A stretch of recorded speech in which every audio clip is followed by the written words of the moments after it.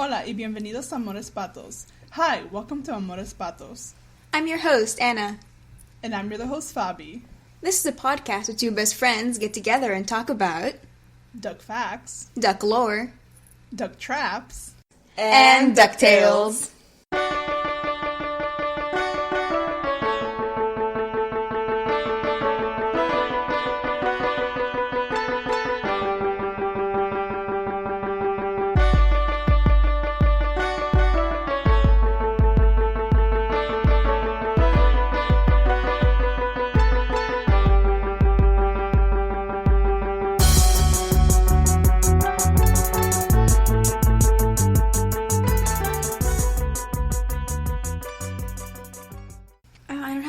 Thing to start with this episode. I sometimes plan out like a fun little intro. Mm-hmm. Not this time. Not today. No fun. There's no fun to be had. If you hear jingling, it's because I'm wearing some Christmas earrings with little bells on them. If they get too annoying, I will remove them. Yes, they're very cute. Thank you. Should we just hop on in to the episode? Sure, yeah. I can't think of fun shit. I can't be funny. Alright, so today we will be reviewing Season 3, Episode 14, Escape from the Impossibin. Let's see. The story is by Frank Angonis, Madison Bateman, Colleen Evanson, Christian Magalhaes, Ben Simon, and Bob Snow. It was written by Ben Simon, and this is, I think, the first episode he's ever, written. This is his episode, in that sense. Mm-hmm. The storyboards are by Vince Aparo, Christian Gish, Victoria Harris, and Ben Holm, and it was directed by Tanner Johnson. For our watches, we have Matilda McDuck watch. No. And Benzino Gasolini watch.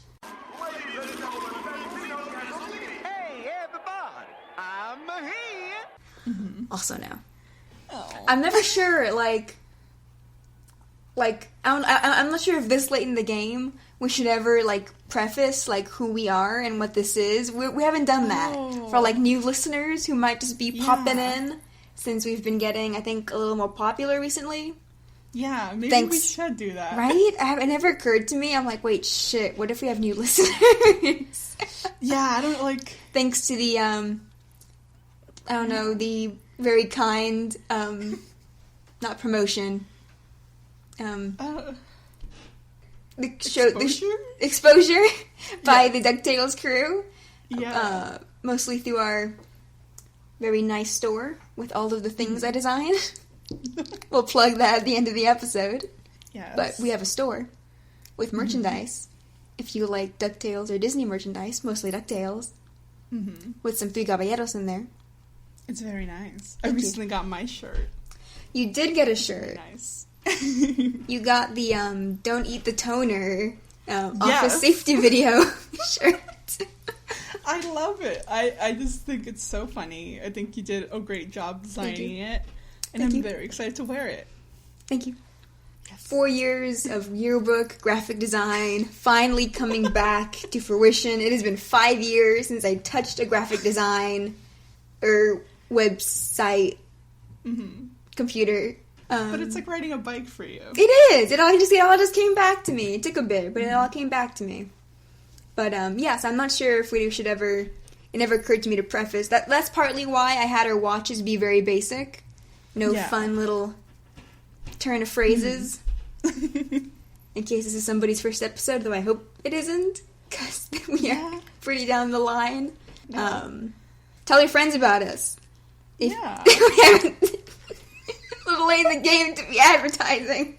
I guess because it's been such a you and I passion project. Listeners are fun and we appreciate y'all. Yeah, completely.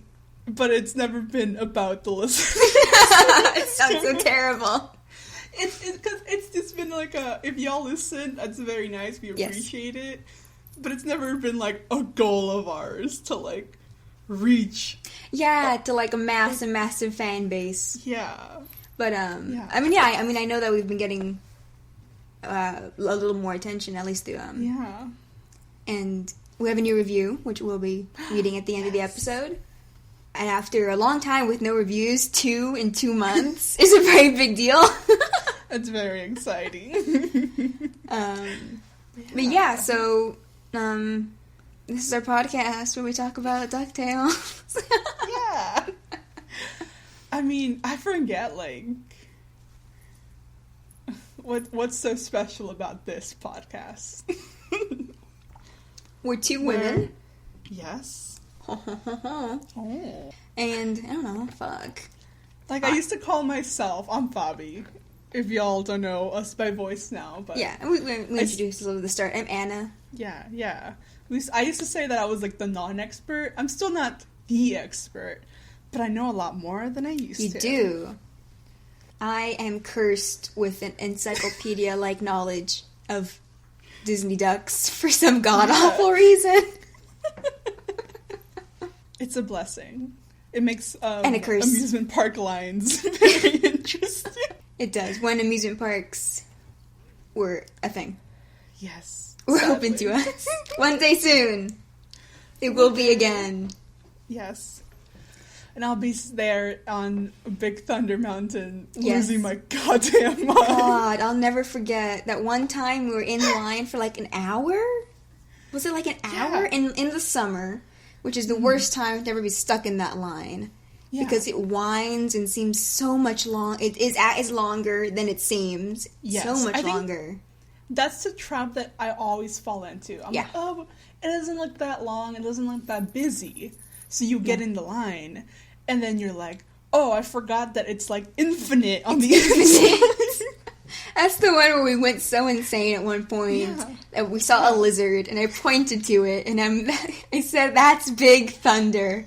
And we've been in the line so long, that was hilarious to us. And so we laughed about it for like 15 minutes straight. It's still so funny. We bring it up whenever we're in that line. Even if we're speeding by, we're like, wonder where Big Thunder is. The fucking lizard. It's Big Thunder himself. Yeah. I'm not sure where this intro went. It kind of went into Disney parks again. We're just yearning for the Disney. Yeah. But yeah, I mean, if you know us, you know that we love the Disney parks. Yeah. And I also feel like we miss each other. It's been a long time since we've been in each other's presence. Yes, I think. Oh my god, it's gonna be. Oh my god, it'll soon. In a few months, it'll have been a year. Yeah. Since we saw each other in person. Yeah. Like, I was like, when was the last time Anna and I hung out? It's when she gave me a ride to the bus stop so I can come home. Yep, this was mid-March. Yeah. Yeah, before, when things were just starting to shut down. Mm-hmm. So I think I left with the idea that I was leaving for spring break. Yeah. And that was it. Or so we thought. But yeah, I mean, that's why, like, I feel like sometimes we just have full-on personal conversations on the podcast. We're just, like, talking to each other. I think, especially last episode, we went on, like, a 20-minute rant about Disney as a company and Disney World and why Disney World is overrated. Yeah. Which we're not going to get into again because we covered it all last time. Yeah. On a completely unrelated note, it is now time for the game show within our podcast. It is now time for Duck or False.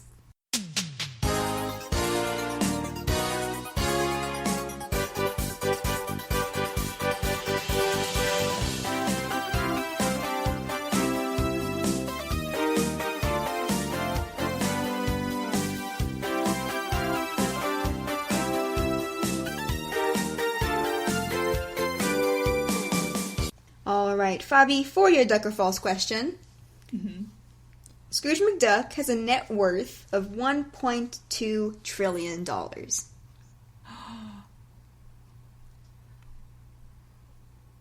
I'm gonna say false, because I feel like it's a ridiculous number. It is false. Correct, that is false. And it is a ridiculous number.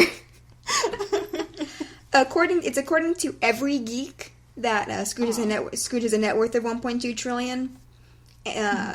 Meanwhile, Forbes, stupid asses, give him a net worth of $65 million. Okay. Both of those are technically incorrect based on his net worth in the comics. It varies, because it's a made up number.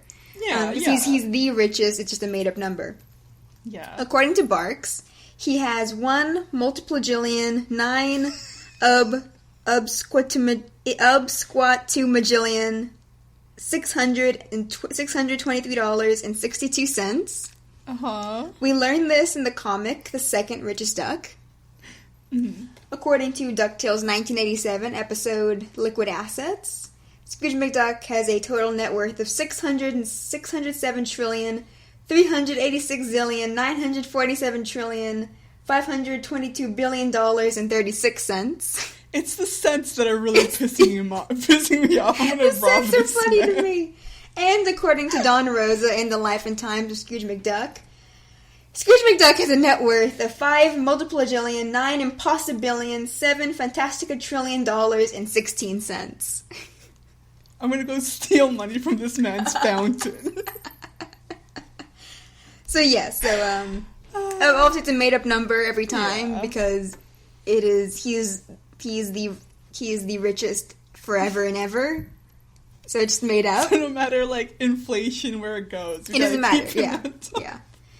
I was tempted to look up Jeff Bezos' net worth, but then I knew I would just get super fucking mad. Oh yeah. So I'm not gonna do that. Let's not get into that. I'm still fucking mad. I'm not gonna get into that because this is a cartoon duck and it's funny. Yeah. I'm not gonna get mad at the cartoon duck. It's funny to me that if I shake this cartoon duck, he will literally start dropping coins. Yeah. And that's funny. It's fantastic.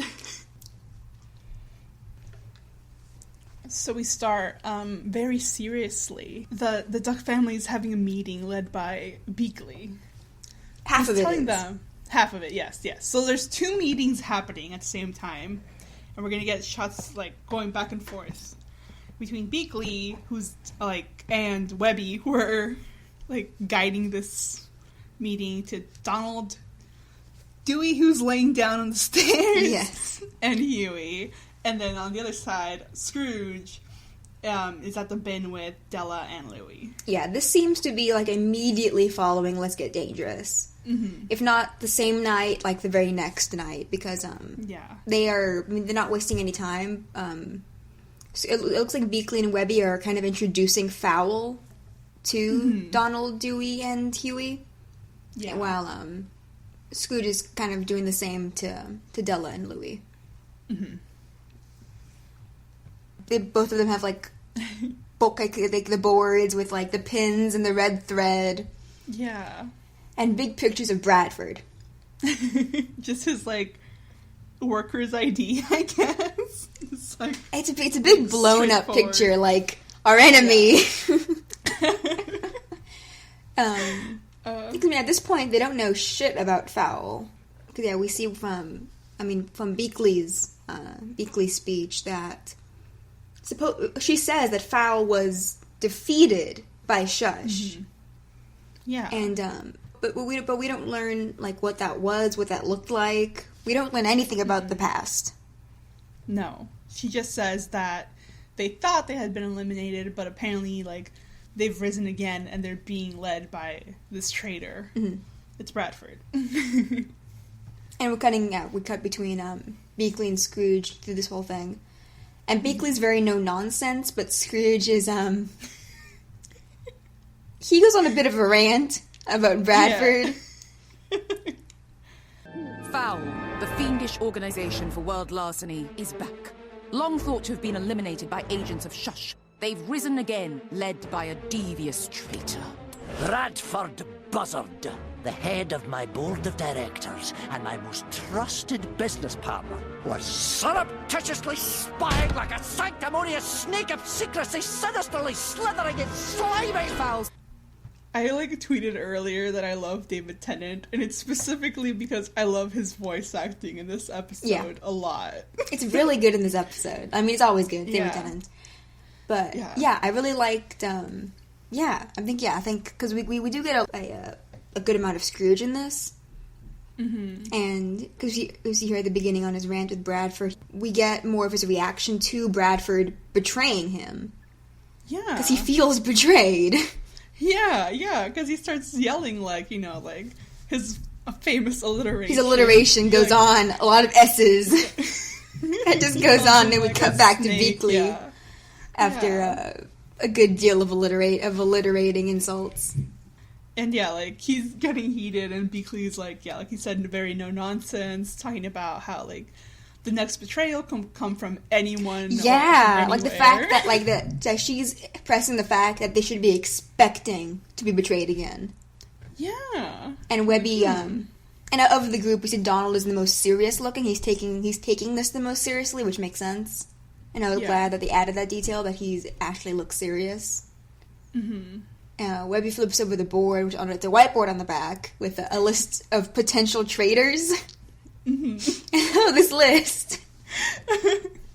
So on the list we have very cute, like, drawings. Mm-hmm. We have Little Bulb. We have Uncle Donald. Uncle in quotes. Mm-hmm. We have Fenton. Yeah, which is concerning. The idea of Fenton actually being a traitor. I don't think he would be. Yeah. I don't think so either. Yeah, the fact that he's That's on a there. Plot twist. Huh? It'd be a plot twist. That would be a plot twist. If Fenton was the real traitor all along, besides Bradford. Mm-hmm. Who's the first real traitor? Mm-hmm.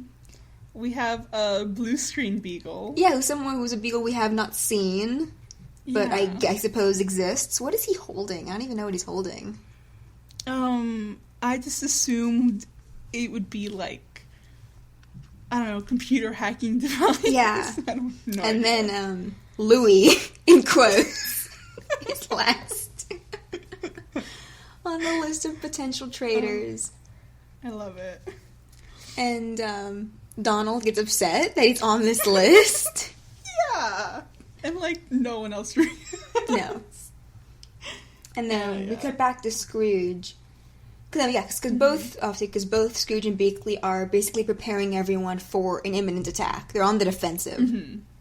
And so Scrooge says that he secured the bin with the most, like, the best defense system that's known to man. And he takes out, like, this, like, clunky, like, device, like, control. It's a remote, yeah.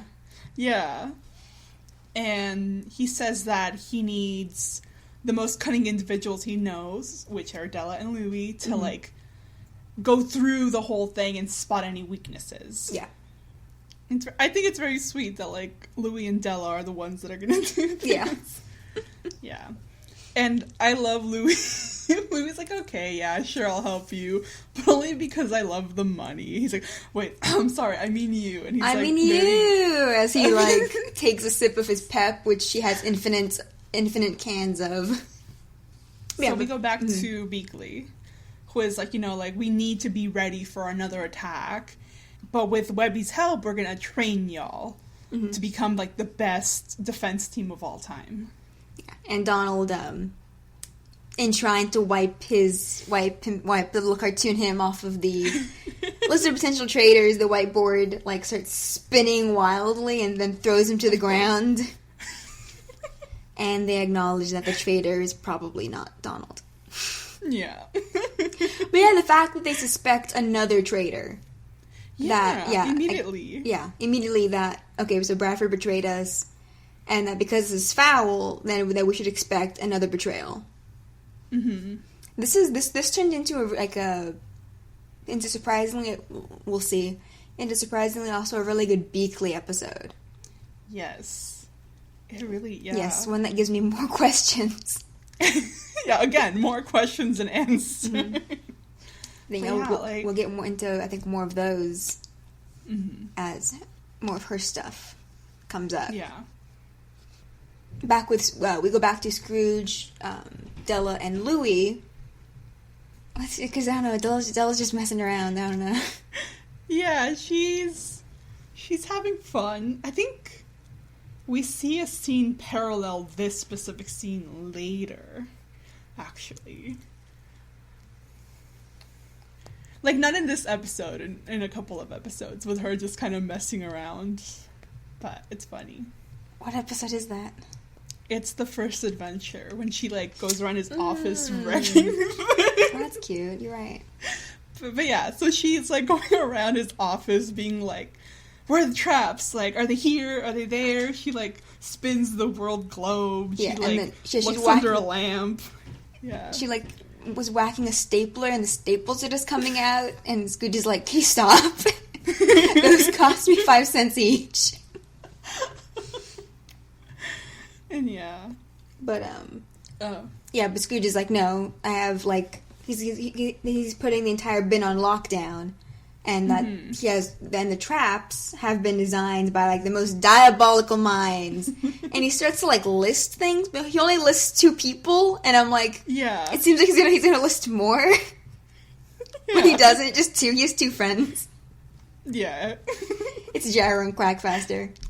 Which, yeah, like, rightfully Louie immediately comments, like, isn't it weird that, like, the most demented, dangerous minds are also our friends? Yeah. Yeah, so but that these traps they've designed are meant to, like, break them emotionally and physically or whatever, and they basically come together to form the Impossibin. I guess that's the lockdown setting. Yeah.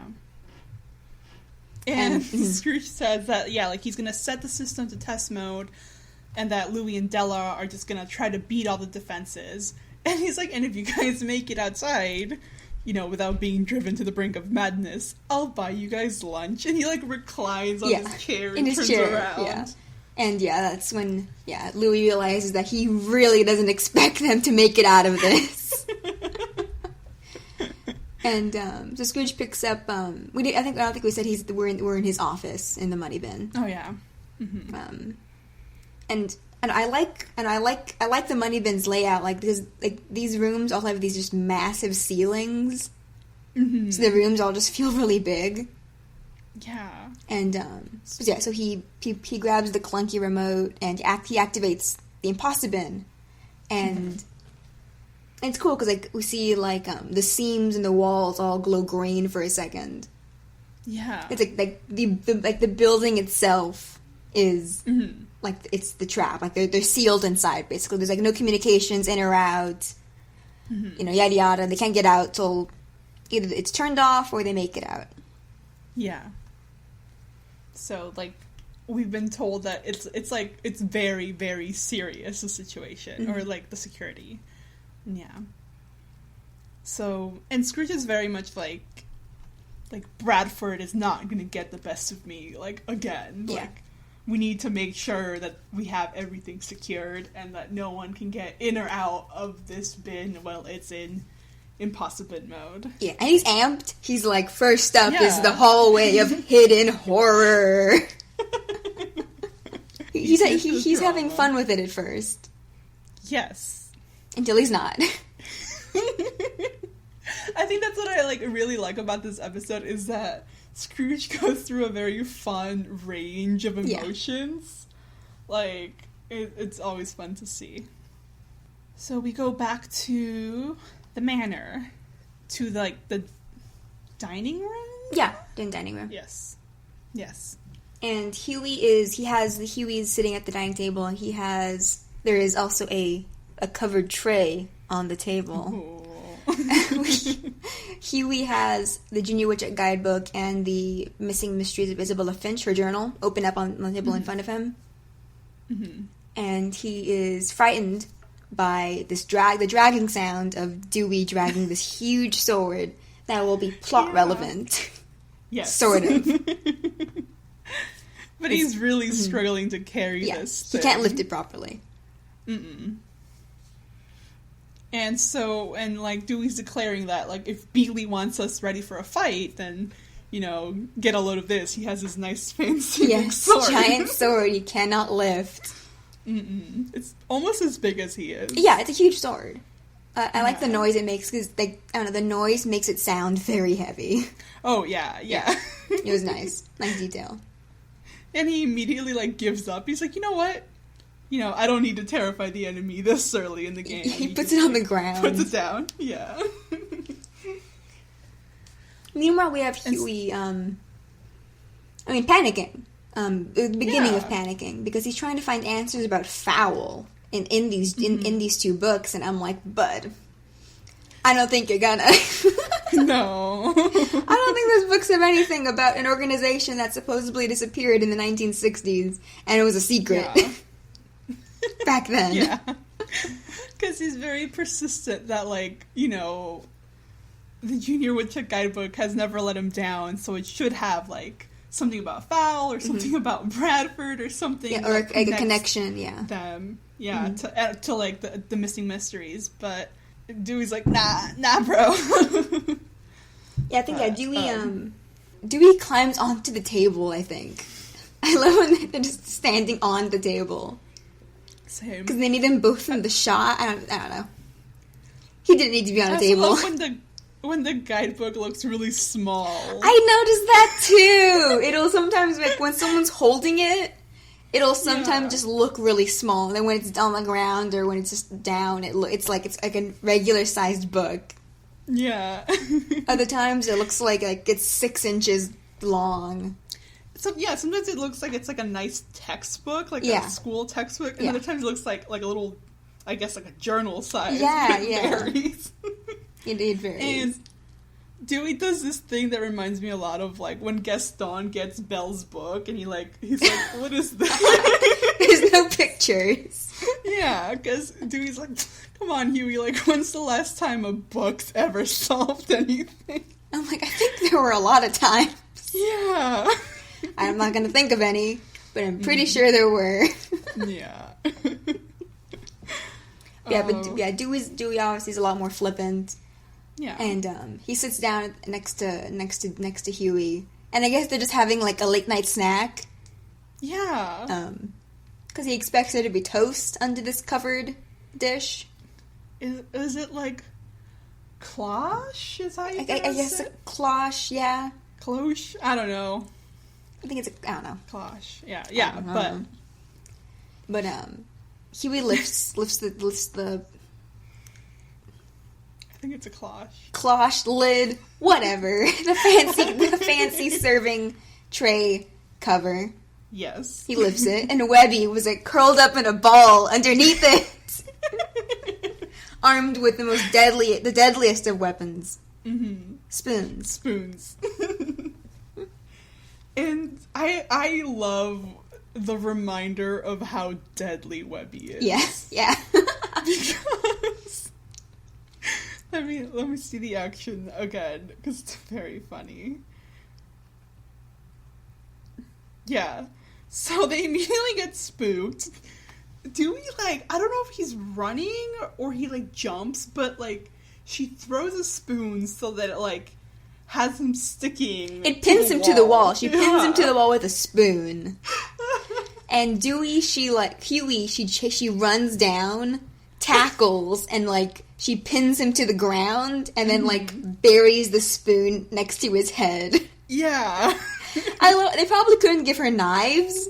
Yeah, because they can't have like the kid attack other kid with knives. But I think like even like the limitations are fun because like she's this deadly with spoons. Yeah, like not even like a fork, like a spoon. Yeah, spoons. And Beakley strolls in very casually, and she's like, "Oh, very nice, Webby. Like you've started. You've begun their training." And I love this shot because she enters, and it like in the background, and it's just a shot of Dewey like sadly still hanging there, pinned by the spoon. Yeah, and she yanks the spoon out of the wall, so he falls to the ground. Yeah.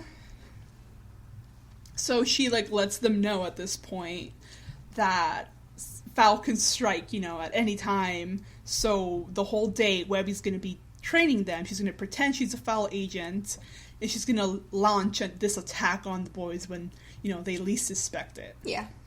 Meanwhile, Beakley and Donald will be... What's the word they said? Securing the house. And we see Donald outside the window.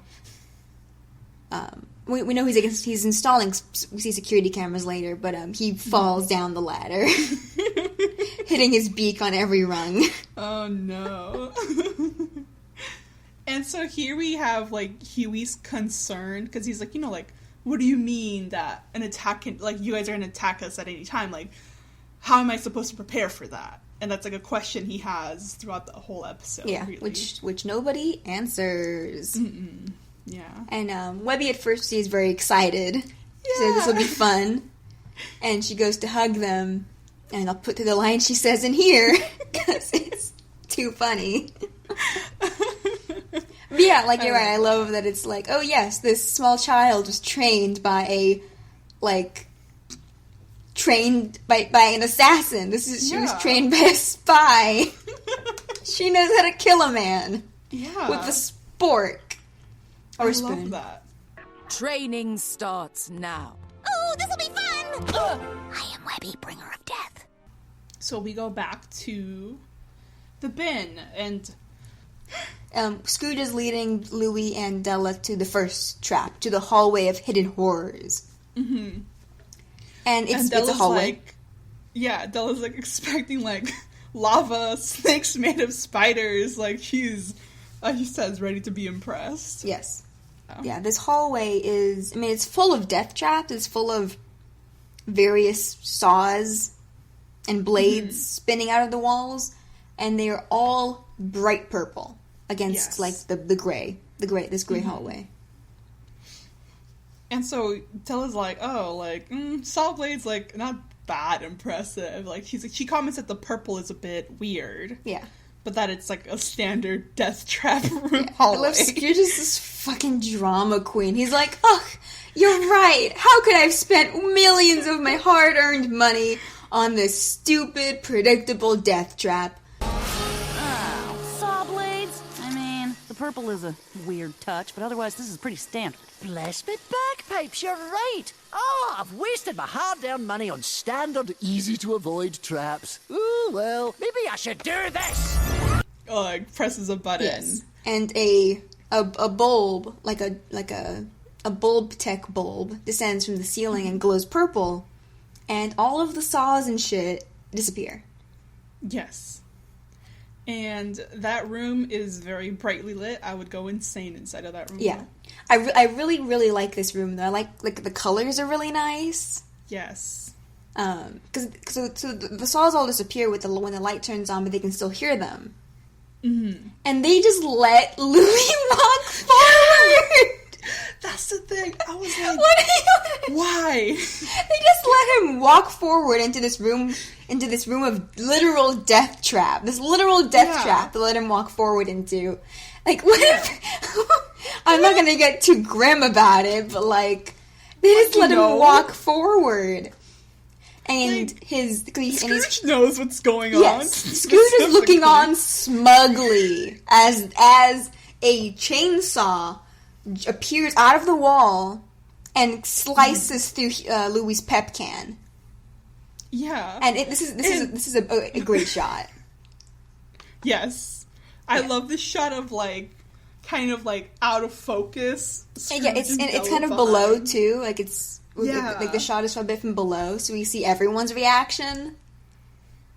Yeah, and, like, to me, the fact that, like, the pep looks red really adds, like, a little, like, extra funkiness to the blades. Yeah. You see, we have Louie and Della, like, horrified, and Scrooge just looks at this smug-ass smile on his face, like, oh yeah, I built a real good death trap. What if your nephew had sliced a finger off? No. Honestly, I love Louie drops the sliced open pep can and just cracks open a new one. Yeah. Without, like, a change in expression. No, nothing whatsoever. He's just like, okay, deal with that. Oh my god. But Scrooge explains that that's the bulb is the ultraviolet bulb. Which is fun. That makes everything purple disappear. Yeah. While the light is on, all of the blades, all the death traps are invisible. Mm-hmm. And basically. Della is very excited about that. Yeah. She's like, hell yeah, now this is a challenge. And Louie starts to walk back like, well, have fun, you guys. But, like, Scrooge whacks him so he spins around like a top, and then both he and Della push him into the room. Like, oh no, bud. We're gonna have fun with this. No. Just, like, the fact that they really let that boy... They just let him walk in. So we go back to the manor. And Huey is, like, going around the halls, kind of trying to guess where the attack would take place. Yeah. He's like, you know, like, it's not going to happen from the suit of armor, like, it's too predictable. And he gets scared again by the dragging sound of Dewey behind him dragging the sword against the ground. He's dragging that against, like, carpet. He is, like, just splitting this carpet open. Like, this is, like, a rug. This rug could be, like, 200 years old. He's just splitting it open under this heavy-ass sword.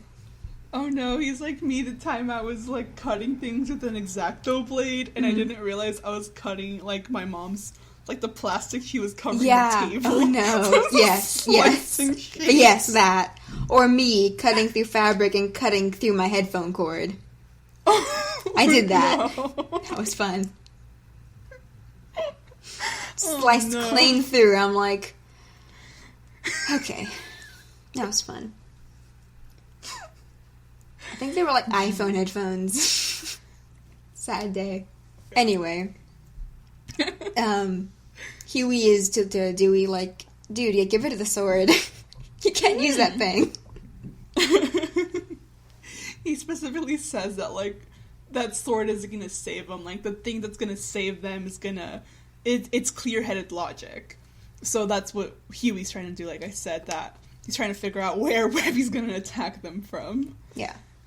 And Dewey's like, he breaks the... Why does he swing at the lamp, at the vase and shatter it? Because when Huey says that, he's trying to find out where Webby's gonna attack from. Dewey's like, Webby, where? And he just swings the sword. And he breaks the vase. Yeah, no, this sword's so heavy, it, like, shatters this vase on impact. Yeah. And so now there's, like, a 200-year-old vase that's been shattered. And Dewey's like, well, at least we know she's not in there. She wasn't hiding in the vase. And Huey starts to walk off like, no, you're being ridiculous, when they see Webby's shadow against the wall. Mm-hmm. And he and Dewey go to, like, confront her, but Webby's not there, and neither is her shadow. No. It's a cutout. It's a paper cutout meant to look like her shadow. It's. I love all of Webby's scenes in this. Yes, I know. Yeah, because I mean, we've seen obviously her skills in, like, fighting, but we haven't seen. I don't know, right? Where we haven't seen, like, more, like, the extent of her training, like the little things, like, I think with the paper thing was the ancient German art of Scherenschnitzer. Yeah, I think that's how you pronounce it. Yeah, and, like, then we see Webby standing there, and when Huey goes over to her and touches her shoulder, her head falls off. Yeah, because it's like a mannequin, and she knows how to throw her voice. Yeah. So it's like this very fun scene of, like, the paper peels off the wall. Yeah. They, like her head comes off, and she, like, appears behind Dewey, like, you know, like, I got you guys. Mm-hmm. And her like, the mannequin head is just on the floor. Yeah. She just, like, walks by the boys, like, chill. While they're cowering. Yeah. She picks up Dewey's sword, which Dewey could not even lift. No. And she, like, tosses it in the air. This kid is so fucking strong. What the hell? I love her. Just, like, unleash her in the F.O.W.L base. They'll all be dead. They're gone. Yeah, because she just, like, picks it up, like, carries it on her shoulder, like, and lets, like, the boys know that, like, this isn't the attack. No. And she's just like, nice sword. And then she tosses it, and I love, again, with the sound of it, it sounds like she's throwing this heavy-ass sword at them. Yeah. And Huey flinches from it because she's this heavy sword landing in front of them. Yeah. Yeah, so they are still living in perpetual terror. Oh no. Aren't we all? Oh no. And then back with Scrooge, Louie, and Della. Scrooge is leaning against the wall. Like watching them try to make it through this sort of maze thing. And Della and Louie are using like the pep to kind of coat the blades to see where they can walk. And we see them do it, like, again, like, these are, like, blades with, like, red blood colors, and I'm like, it's pep, but still. Yeah, no, that was a fun way of, like, getting around sensors, but, like, it adds a little something, like the red. Yeah, and so they kind of, like, do, I guess, go down a bit, but Della then says, like, we're stuck, like, they've blocked themselves in. They can't move anymore. Yeah, and Scrooge, like, laughs maniacally. From where he's leaning against the wall, he calls them oafs. It seems you might just be a tad bit doomed, you oafs. This is hard enough. Do you have to insult us? Yes. Making you feel bad is all part of the trap. Yeah. And Louie's like... wait, sorry. I got ahead of myself. But they're still not trapped. But yes. Like, he's, like, insulting them and shit. Yeah. And Della asks Louie for another pep, and he's currently drinking one. And he says that he's all out because being in danger makes him thirsty. And I'm like, dude, I mean, now you're going to have to pee, and you're, like, stuck with, like, 20 other death traps to get through. Oh, no. Like, having to pee is way worse. You have to worry about that on top of all this. Yeah. Poor planning. He's nervous. Yes, I guess. So they're out of pep. Yes. And so Della's like, okay, we need plan B. And she's like, okay, like, I can't see the saw blades. But she's like, I can use my robot leg to feel for them. Yeah. I love that she calls it her robot leg, because fuck yeah. Yeah. Why wouldn't you call it a robot leg? It's fun. It's rad as all hell. We keep hearing the noises of her, like the clinking of the metal. The grinding of these saws grinding against the metal of her prosthetic leg. And we see Scrooge like, wincing every time she does hit a blade. But they reach a point where, like you said, they get trapped. That they can't, they don't know which way to move forward. And Scrooge, at first, is very happy. Because he's like, okay, then, if y'all are stuck, you can't find a way out, then F.O.W.L definitely can't. Like, he's not going to stand a chance. So he very quickly is like, oh, alright, I guess we're all good. Yeah. And he goes to disable the Impossibin. And he's like, I'm just going to put my password. And it doesn't work. Like, we see it's kind of a long password. Yeah, it's a long series of numbers. Yes. And I love it because he, like, kind of panics, like, oh, that's weird. I must have, like, gotten a number wrong somewhere in there. And we kind of see him, like, fidgeting with it. And I love this shot because, like, behind him, stuck in the blades is, like, Louie's yelling, like, you're the oldest person in the world. Why isn't your password just 1, 2, 3, 4? Valid. Yes. Yeah, Scrooge keeps trying until, there's, like, a voice, right? There's, like, the Impossibin's voice, yeah. Telling him that they're locked out of the system. Yeah. And Scrooge mentions that, like, he's the only person on Earth that should know this password. And now he's locked himself out of the system. Yeah, because he typed it in incorrectly too many times. Twice, I think. Yeah. And now they're locked out, and they can't get out. Like we said, they can't get out. There's no way to contact anyone outside. Unless they make it through the Impossibin themselves. For real. Yeah. Yeah. Because their lives are now legitimately in danger. Locked out of the system. We're what now? Oh, it's nothing. It just means that I no longer have the ability to turn the security system off, and all communications are blocked until the system is shut down. And I like how, like, kind of embarrassed Scrooge gets, or he's just, like, flustered about the whole situation. Yeah, because at this point he thinks he just entered in the password incorrectly.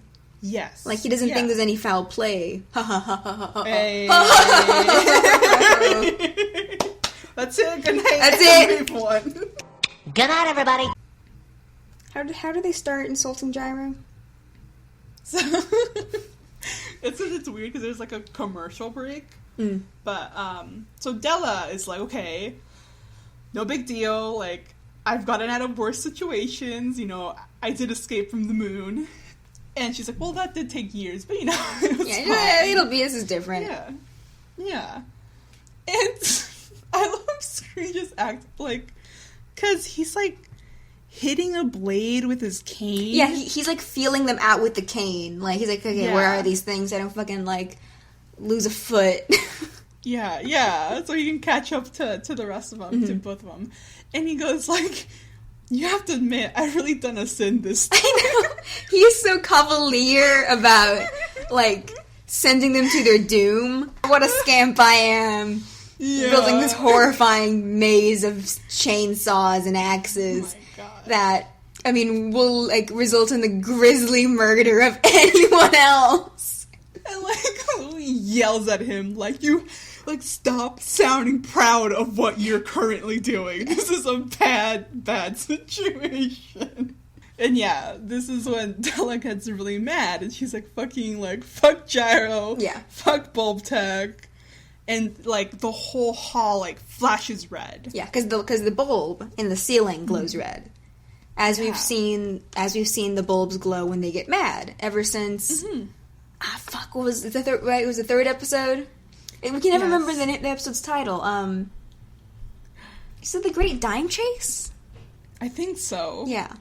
The episode where... I haven't seen that episode in so long. It's been a long time. I think it was the third episode. It's when Louie went to the bin with Scrooge for the first time and stole Little Bulb. Borrowed Little Bulb. And he turned evil and tried to kill Louie. Yeah. Great times. Yeah, fun times. So I like that, putting Louie back in the bin here, like, years, it's been a year or whatever later, and he has all this knowledge now, like, he knows, because he realizes here that the bulb is getting mad, and when the bulb gets mad, it turns red, therefore negating the ultraviolet setting, so they can see the axes. Yeah. The chainsaws. And we get this really cool shot of, like, above, so everything's red. Yeah. Except for, like, the blades now. Yeah, and see that. They're perfectly visible. Yeah, so Louie realizes they have to make the bulb mad. Mm-hmm. And Scrooge gets so pissed.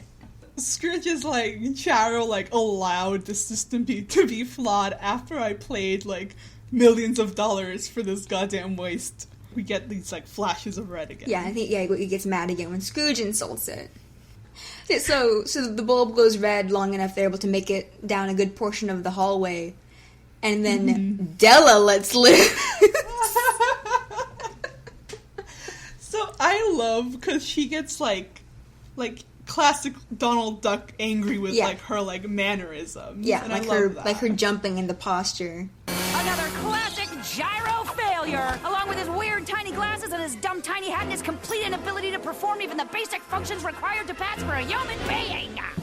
She has been holding on to that one for 11 years and maybe longer. Like, has she even seen Gyro recently? He doesn't have the little glasses anymore. Like, has she even seen... no, she has seen him in the Typhoon episode. He's there, but they don't interact. Yeah. He was like, in costume. He probably pretended it wasn't him. No, you remember he dropped in. Like, he dropped into the room first. I really want them to interact, especially after this. She's gonna kill him. She's gonna kill him. Like, I would really want them in a scene together. That was so funny. But yeah, because even Louie's like, wow, Mom, like, you were ready for that one. Yeah. I mean, Jared also built the Spear of Selene, right? Yeah. Like, he insulted her in the manual. Yeah, in the manual! Yeah, he deliberately insults her in the manual, that's right. I really want them to actually interact. We keep getting, like, one-sided little things. I want them, like, in a scene together, and because I feel like she's the only person who can, like, rip them apart. Yeah, it's so funny. We also haven't seen Gyro in a bit.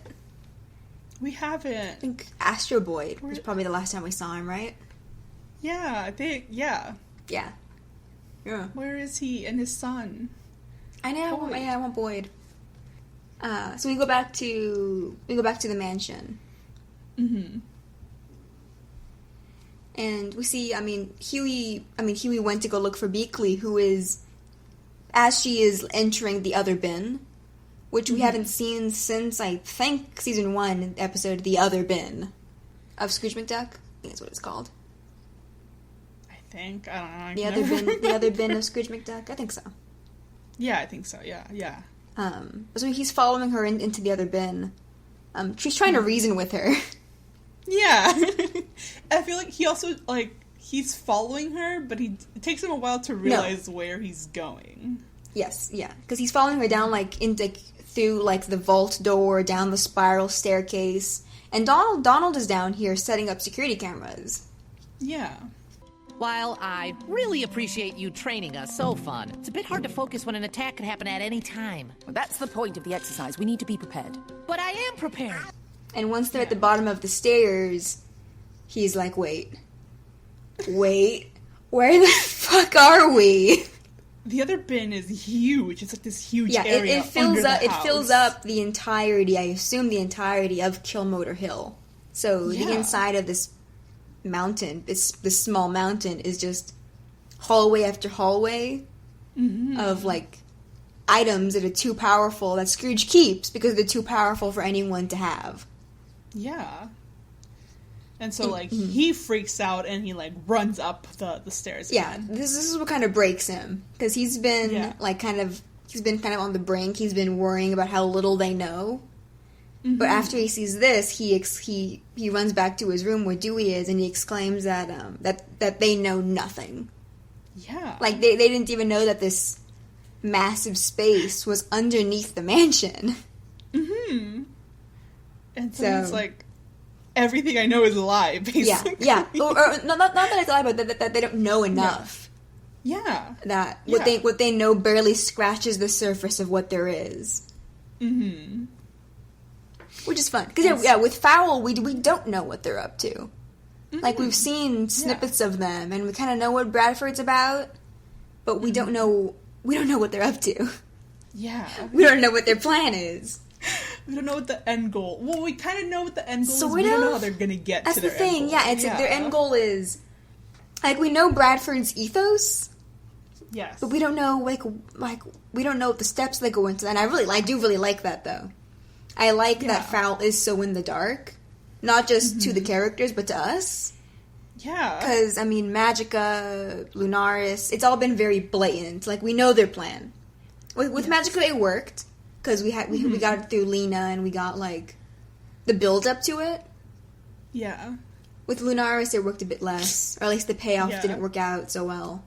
But with F.O.W.L, we know very little. Yeah. Which is fun. Not for the characters. Because, they're struggling.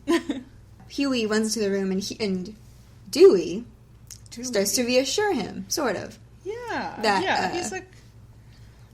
that'll be fine, and he lets Huey know that he's come up with, like, the perfect plan to dodge Webby. Yes. And he puts on a fake mask. Yes, because she can't find us if she doesn't recognize us, or whatever. If we're not us, I think he says.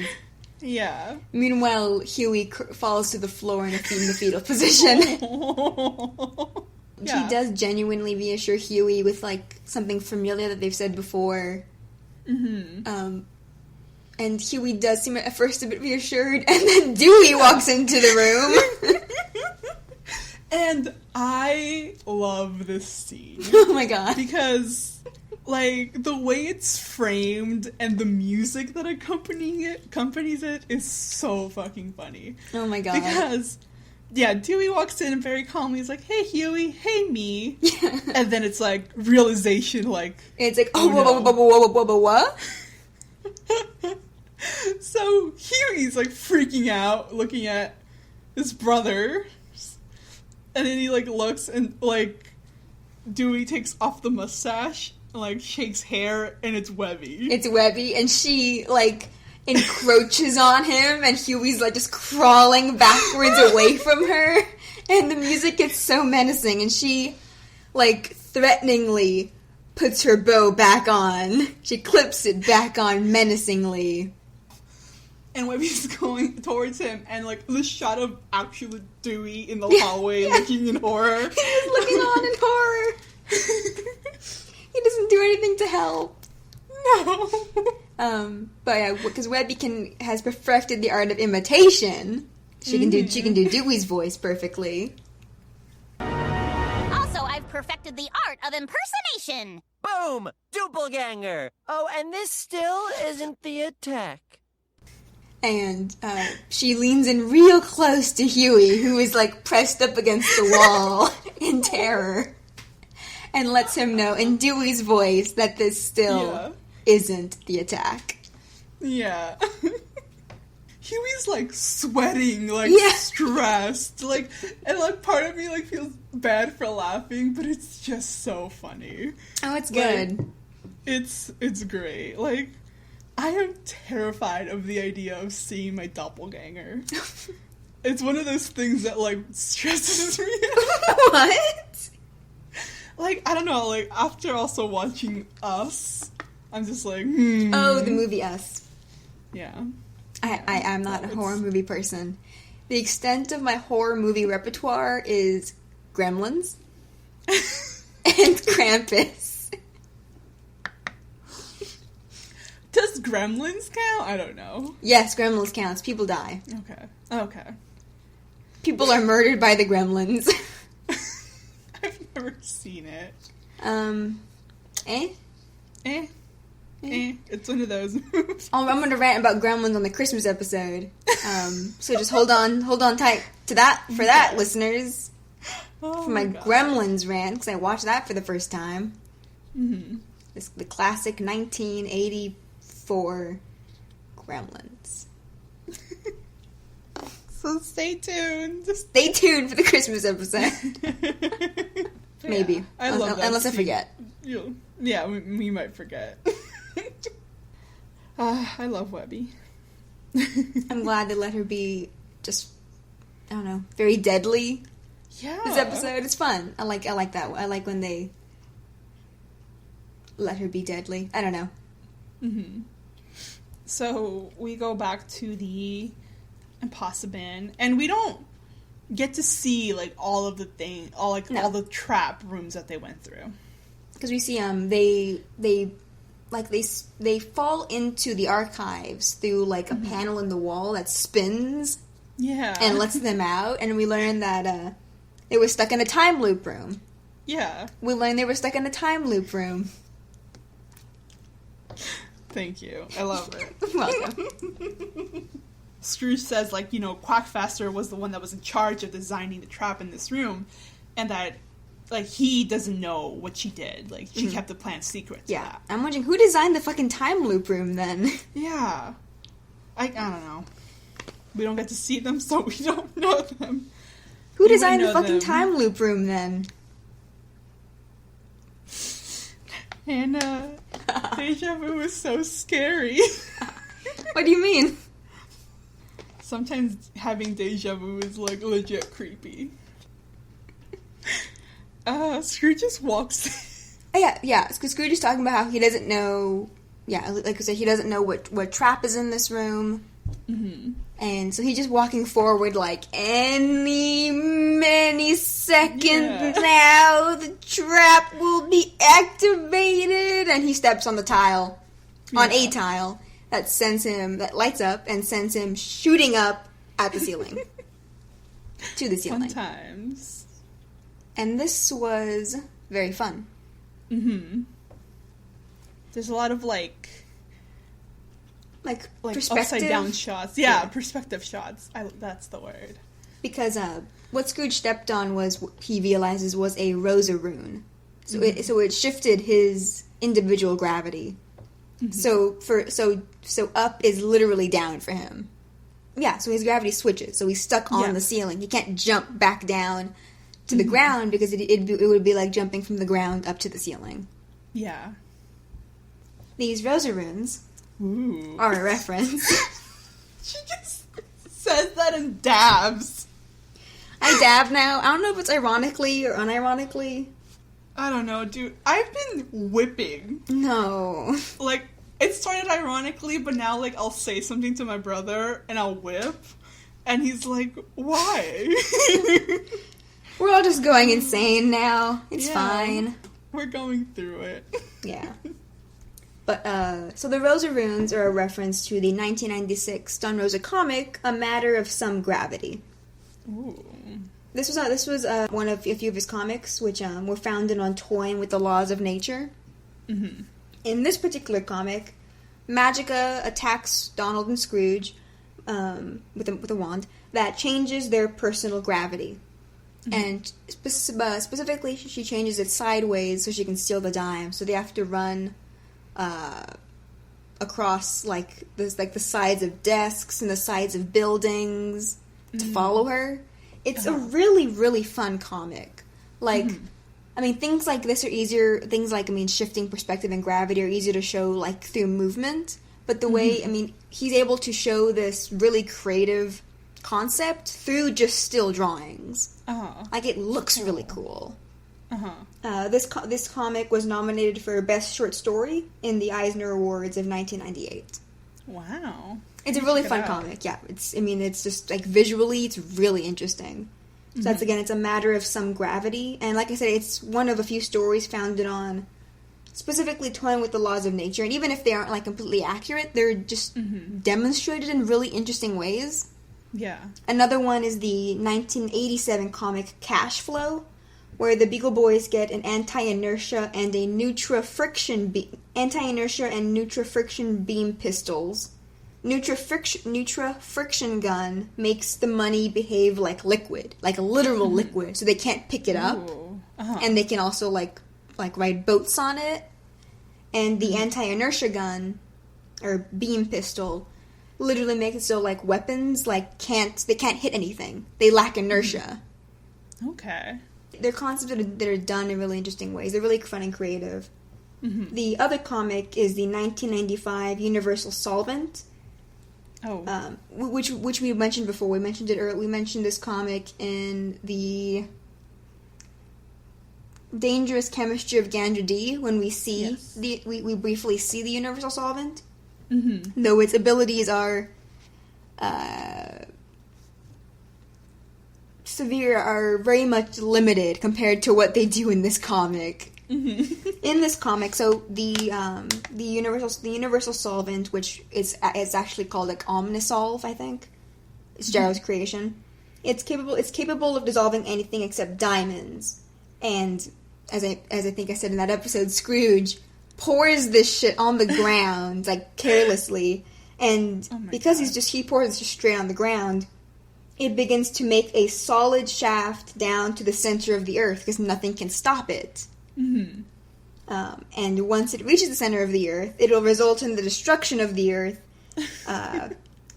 Because once it reaches the core, it'll, like, destroy the earth's electromagnetic field and allow it to be bombarded by radioactive solar winds without this field protecting it. And there's more, because, I mean, they have to literally, it's similar to Journey to the Center of the Earth, and that they have to follow this shaft down to stop the solvent from reaching the core.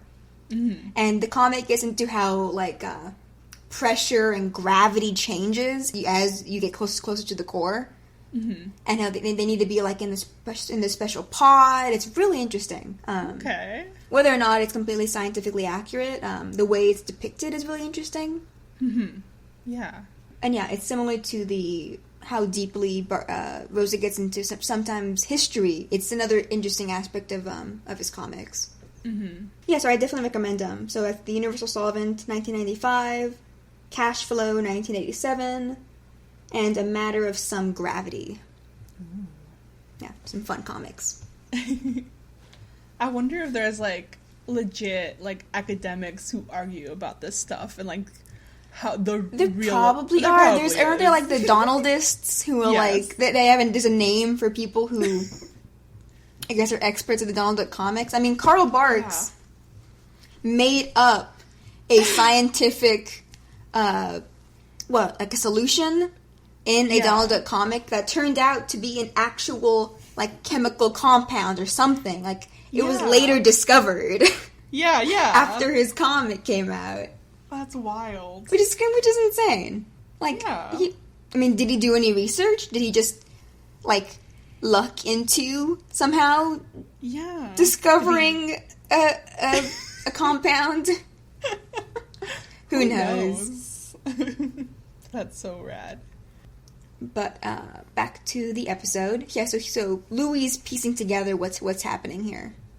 Scrooge is kind of like, oh, I want to see Scrooge, like, F.O.W.L have to deal with this one. And Louie's like, well, like, we have to, like, deal with this now. Like, how are we going to get you down from there? And Scrooge is like, I do not know. So Louie's, like, testing out the rune. Mm-hmm. He throws a book, Gravity, keeping you down since the dawn of time, onto the same rune that Scrooge stepped on. Mm-hmm. And so it shoots up to Scrooge. Yeah. Scrooge calls both of them kids, which is something that he's done in prior episodes, but I like seeing it again. Mm-hmm. I think he tells Della and Louie to look for the Master Rune. That should like disable all of the rest. Mm-hmm. And we see that like Della goes to do something, but all she manages to do is like step on another rune, and before Louie can warn her, she gets like taken so that her like center of gravity is now like sideways, basically, and she's gonna like fall. Pretty badly, so she's like holding on to like a bookshelf. She grabs onto the edge of a bookshelf before she can like slam into the far wall. Yeah, or like worse, a window.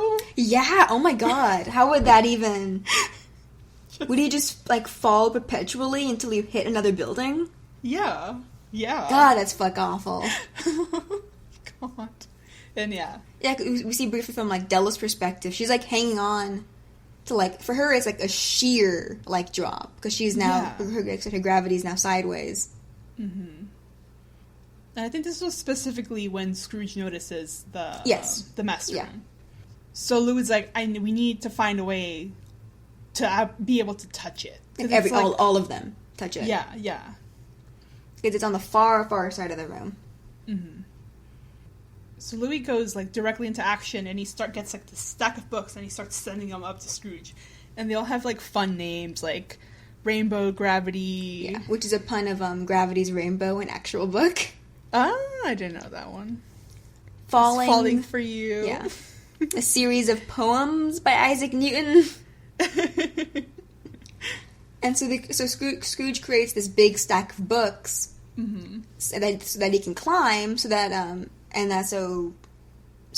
he can meet Louie, who has climbed on top of a bookshelf. Mm-hmm. And so they meet halfway, and they stand on each other's feet. Yeah, basically. And it's trippy. Yeah, because I think what their gravities are canceling out. Yes. But they aren't completely. I mean, they're not fixed yet. But so they have to walk on each other's feet. With Scrooge upside down to get to Della. Yeah. And so they do get to her, and as soon as they, like, kind of, like, hold hands, their, like, centers are, like, making them spin. Yeah, the gravity goes haywire. Yeah. and so they fall. They fall sideways. And Della, with her prosthetic leg, hits the Master Rune. Mm-hmm. So they're able to deactivate it, and they're good. Yeah, we see the stack of books also fall. Yeah. And, Louie's celebrating because they survived. Yeah, and Scrooge is like, fucking useless death trap didn't kill us. And, like, they're all on the floor as they're saying this, and Scrooge looks extra pathetic at the moment. And Louie's like, shut up, like, Yeah, like, we survived. Yeah. Oh, my God. Yeah, but yeah, he's bummed that the death traps aren't killing them. Mm-hmm. And back to the mansion. We see that, like, I think it's night now. If it I think it's been night the whole time. Yeah, okay. So we just get this shot of Huey and Dewey, like, on the ground, clutching to the sword between them, just, like, terrified about what's gonna happen at any moment now. Yeah, they're like alone in the room, but like Dewey's just like pleading with like the ceiling for Webby like to just attack them, to just get it over with. Yeah, like this is no way to live. And Huey, he thinks he cracked the case. Yes, he thinks he convinces himself that he's solved it. Yeah. Because he says, like, you know, like, that's it, like, the real lesson is, you know, that you can't live in fear. And Dewey's like, I don't think so. Yeah, that doesn't seem like a Beakley lesson, I think he says. That, no, Beakley would, like, send Webby to beat the shit out of us. And he's like, no, like, you know, like, that's what makes it so clever, the fact that you wouldn't think Beakley would do this, you know, like, she fooled us, like, there was never going to be an actual attack. Yeah, he goes to even, like, to the point where he lays down in bed, like, reassured that he's done it, he's solved it. Yeah.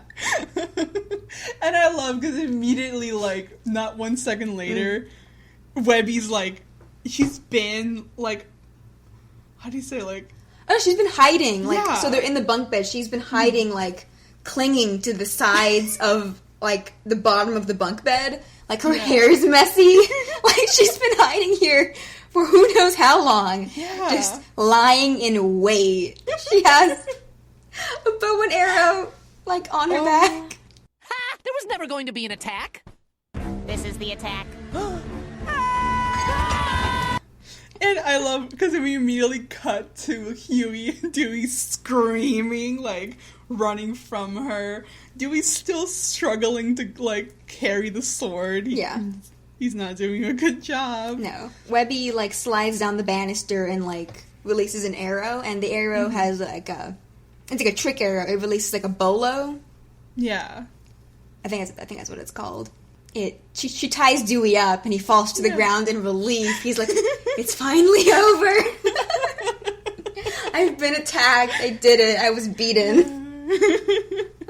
Now he can move on with his life. And like the beginning in the dining room, it's Webby chasing Huey down. But this time, running from her, he trips. Yeah. And he falls, and he rolls, and he falls pretty badly. We hear and we see that, like, he immediately, like, starts clutching at his knee. So he, like, has injured himself. Yeah, and Webby at first goes to, to tie him up, to finish him off. And when Huey goes to stand, his knee gives out. Mm-hmm. And Webby kind of, like, she, like concerned. She's like, oh, like, let me see your knee. And Huey, like, cowers, like, flinches away from her. Like, no. You're about to end me. Yeah. It's this moment where she realizes... Yeah, he flinches from her, like you said, when she realizes he's her and she reaches for him. Because he doesn't trust her anymore. Mm-hmm. He's afraid of her. Yeah. And Beakley comes in like, congratulations, Webby. You've proven the boys are not at all prepared. Mm-hmm. Now, now incapacitate him. Yeah. Beakley. Webby's, like, immediately, like, she, like, drops down, like, her bow and arrow, and she's like, this doesn't feel right. Look around the room and see what this training has done to us. And he's like, well, mostly them. F.O.W.L is coming. We could lose everything. But we're family. I think here we see Beakley kind of being really dispassionate towards the boys. She's telling Webby, finish the job. And when Webby starts telling her, like, that this training is hurting them, Beakley justifies it by saying that F.O.W.L will stop at nothing to, destroy them or something. Yeah, she says, like, that, like, F.O.W.L is coming for them and that they can lose everything. And Webby's like, no, like, but, like, we're family. Yeah, like, we shouldn't be turning on each other. Yeah. And so Beakley's like, well, you know, if you're not gonna train him, then I'm gonna train him. Yeah. And she tells Huey to defend himself. And she gets into, like, a fighting pose. Mm-hmm. And I'm like, oh, Beakley, hello. He is a child. Also, he's injured. Like, yeah, because I mean, Huey isn't like. I mean, Webby is on like a league of her own. Huey couldn't defend himself against. Definitely not Beakley. No, and definitely not when he's hurt like this. So I think here we see is when this becomes less about the boys and more about Webby. Mm-hmm. Because Webby refuses to finish the job. Yeah. And when Beakley decides she'll do it, Webby prepares to fight her. Yeah. And Beakley, like, goes with it. She's like, oh, okay, yeah. like, do you want to do this? Let's go then. And it's very intense. Dewey is all of us. Yes. So he's, like, inching his way like a little worm to where he's still tied up. Yeah, and he's like, oh my god, like, this is super exciting and terrifying. Which, yeah.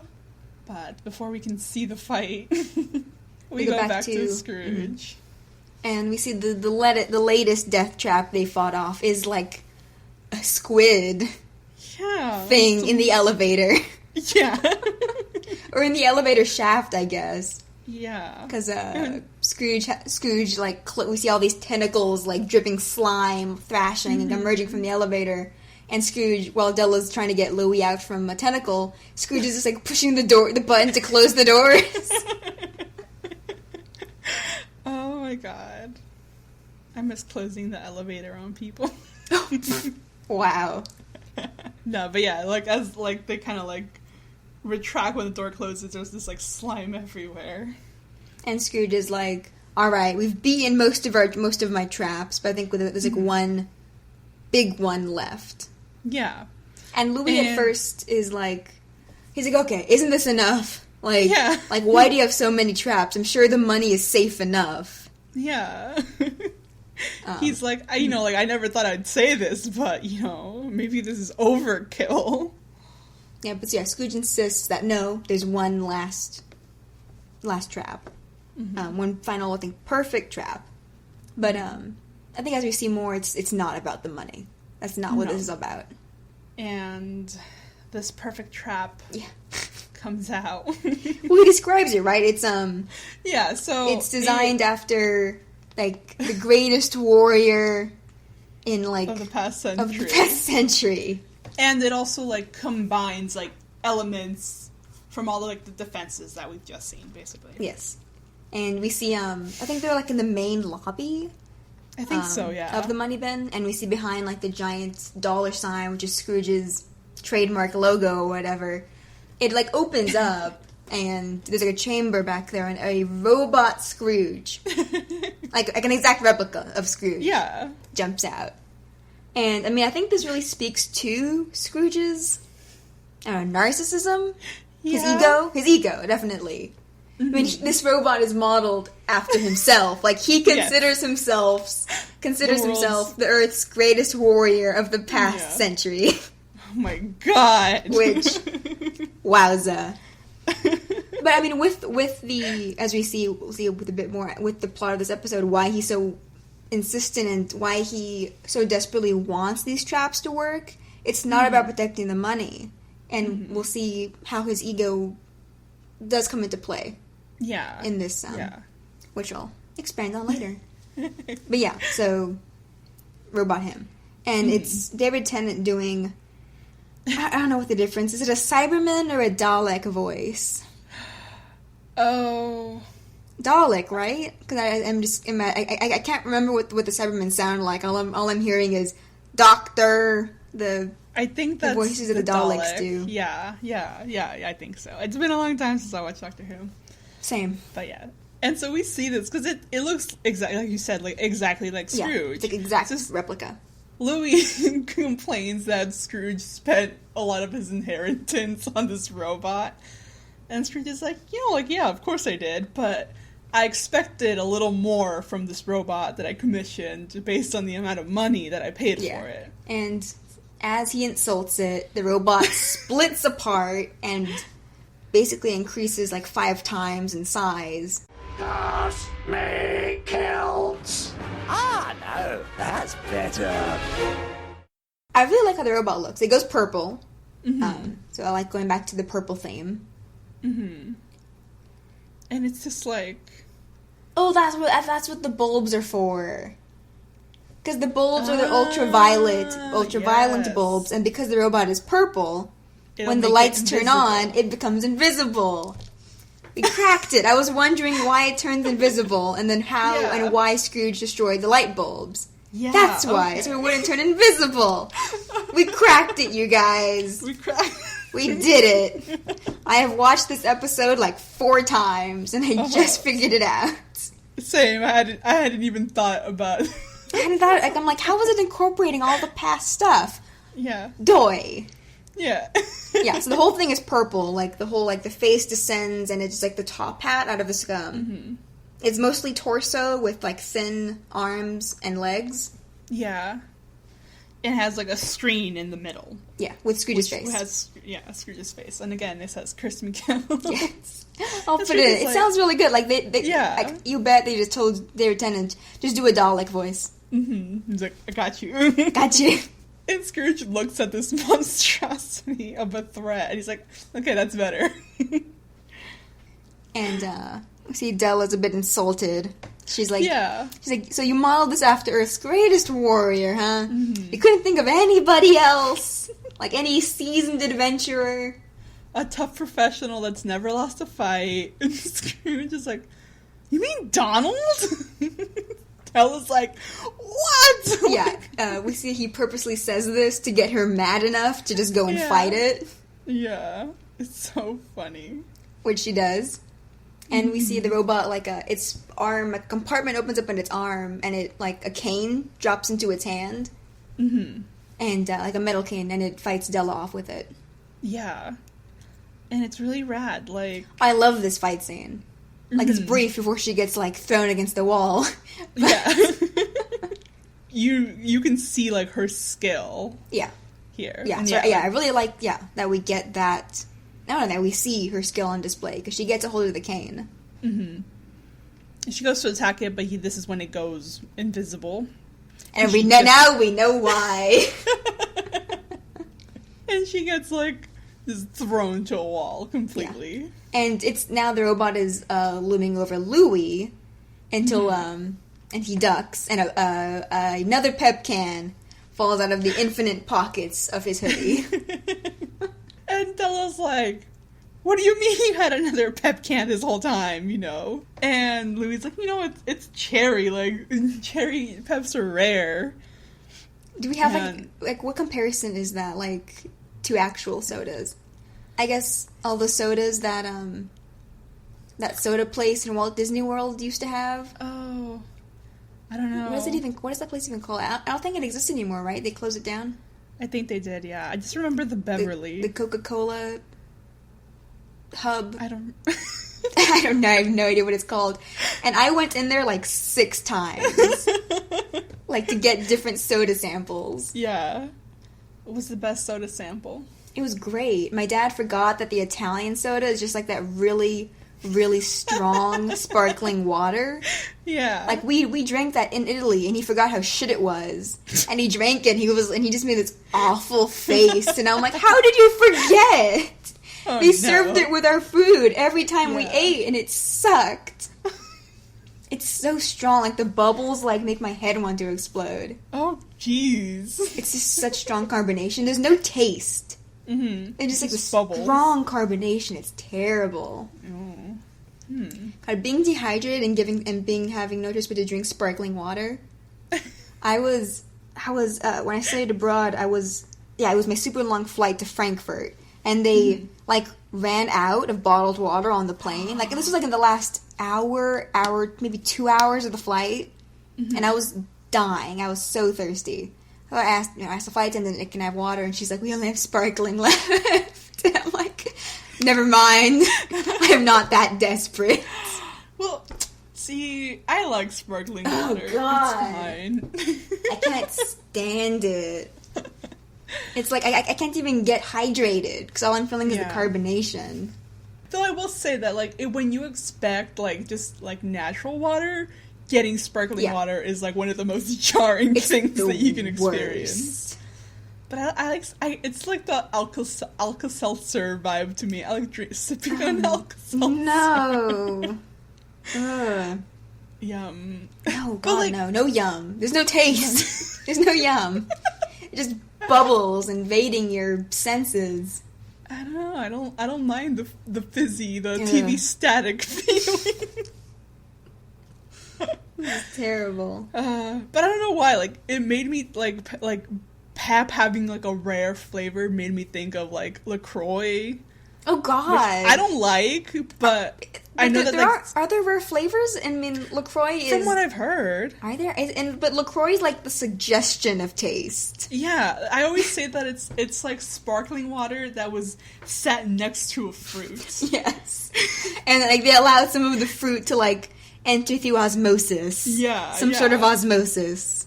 But I think that there are, like, certain flavors that people are always like, oh, this one's rare. Like, I gotta stock up. So, but... Sad. I'm not a LaCroix person. No, me either. But either that or he's just drinking, like, straight up Pepsi the whole day. Oh, it's cherry Pepsi, then. Oh, cherry Pepsi's good. It is good. Damn, I want cherry Pepsi. Yeah, same. Damn it. Anyway, we see Scrooge in the background, like, dangling by his ankle because the robot picked him up. And it's kind of it throws him, like, into the desk. Yeah. And he's like, help me. Yeah, they're telling Louie to use the pep can so they can see the robot. Yeah. He eventually does, yeah. He sprays it in the face. And Scrooge uses his pogo cane. Hey! Which I don't think we've seen... Wait, no, we saw it in Moonvasion, didn't we? We did. Yeah. Moonvasion and Last Christmas. It is the pogo cane that he uses in the NES game. Is it NES or NES? I've heard it pronounced NES. I think it's... I don't know. NES? NES sounds better, so I'm going to say NES. Yes. It's all in caps, so I'm going to assume it's an acronym for something. Yes. Isn't it the Nintendo Entertainment System? You solved it! I never had one. I didn't either. I didn't get a video game until the Wii? Oh. In 2000 whatever? Mm-hmm. See, my brother and I had, like, the PlayStation 1, 2... We currently only have the 3. We have the Wii. And, like, I had, like, DS's and Game Boys. Yeah, I think I had a DS, and then... I know, we were never a big video game family. Mm. I like a lot of Pokemon as a kid. Also, I need there to be a Cooking Mama for the Switch. Because I love Cooking Mama. Oh. I spent so much time playing that game. But, you know, okay, kind of, it's not related to the show at all. But the big Cooking Mama conspiracy? No, well, I don't know. It was this whole thing that, like, there was a Cooking Mama game released for Switch, but apparently, like, it's an unlicensed game. Yeah. And it, like, takes your information. It does something. Like, I remember seeing some thing about it, and I'm like, don't know what that's about. Anyway, back to my Animal Crossing. Yeah, because I was like, my brother was like, why don't you get more games for your Switch? And I was like, well, I'm only really I bought Undertale, but I haven't played it. Again. But I was like, is there a Cooking Mama game? And then I saw that there was, and I was like, look at reviews. And then it's like 1-star reviews because of, like, all this bad shit thing. And I was like, oh my god. Yeah. I want a Cooking Mama game. One day there will be. I assume, right? I mean, everyone has Switches now. Yeah, I hope so. It's so fun. Yeah, I think I've mentioned on an earlier episode that I bought a Switch in April or June just to get Animal Crossing. I think it was April. April? Yeah. Because I got mine in... No, I think you guys did it in May, because I got mine in April. Okay. Yeah. I got it just to get Animal Crossing, because I watched several YouTube gameplays, whatever, of it, and I'm like, this seems really nice and calming. I wonder if it'll be just as calming to play it myself. And it is. It's also stressful because I want to make my island look nice. But it's mostly nice. Like, I'm still playing it. Like, most video games in the past I would play, get real bored real quick, and then lose interest. I think because there's no, like, plot I'm following. It's like I can come back in whenever I want. And I can, like, the idea of creating your own island is very appealing, I think. And that's a lot of fun. I have no prior Animal Crossing experience. I just got this. I just got Marina on my island. I'm gonna brag about that. I have Marina, or I will tomorrow. She was in my campsite today. Oh, I love her. She's so cute. So cute. Oh my god! I walk into the tent, and I've had shit tier villagers in my campsite. So when I went in today, I'm like, holy shit! I will give up anyone for you to stay. Luckily, I didn't have to give up anyone too important. Yeah. So Marina will be on my island tomorrow? Whenever that happens. Tomorrow? Soon. I mean, I played Wide World before, so I had some semblance of Animal Crossing. Like, I don't know, to me, Animal Crossing is one of those fun games where I can, like, pick it up for, like, 30 minutes, do, like, all my little chores, and then sometimes at 1 a.m, I'll decide to overhaul my island. But it's fun. It's a lot of fun. I have a lot of fun. If anyone ever has good turnips, let me know. Hit me up. I gave up on the turnips. I did, but I did too. But if anyone has good prices, let me know. I'm down to make some extra money. Yeah, I got loans. I was doing this thing where I was gonna deposit all my money and then just pay off my last loan all in one go.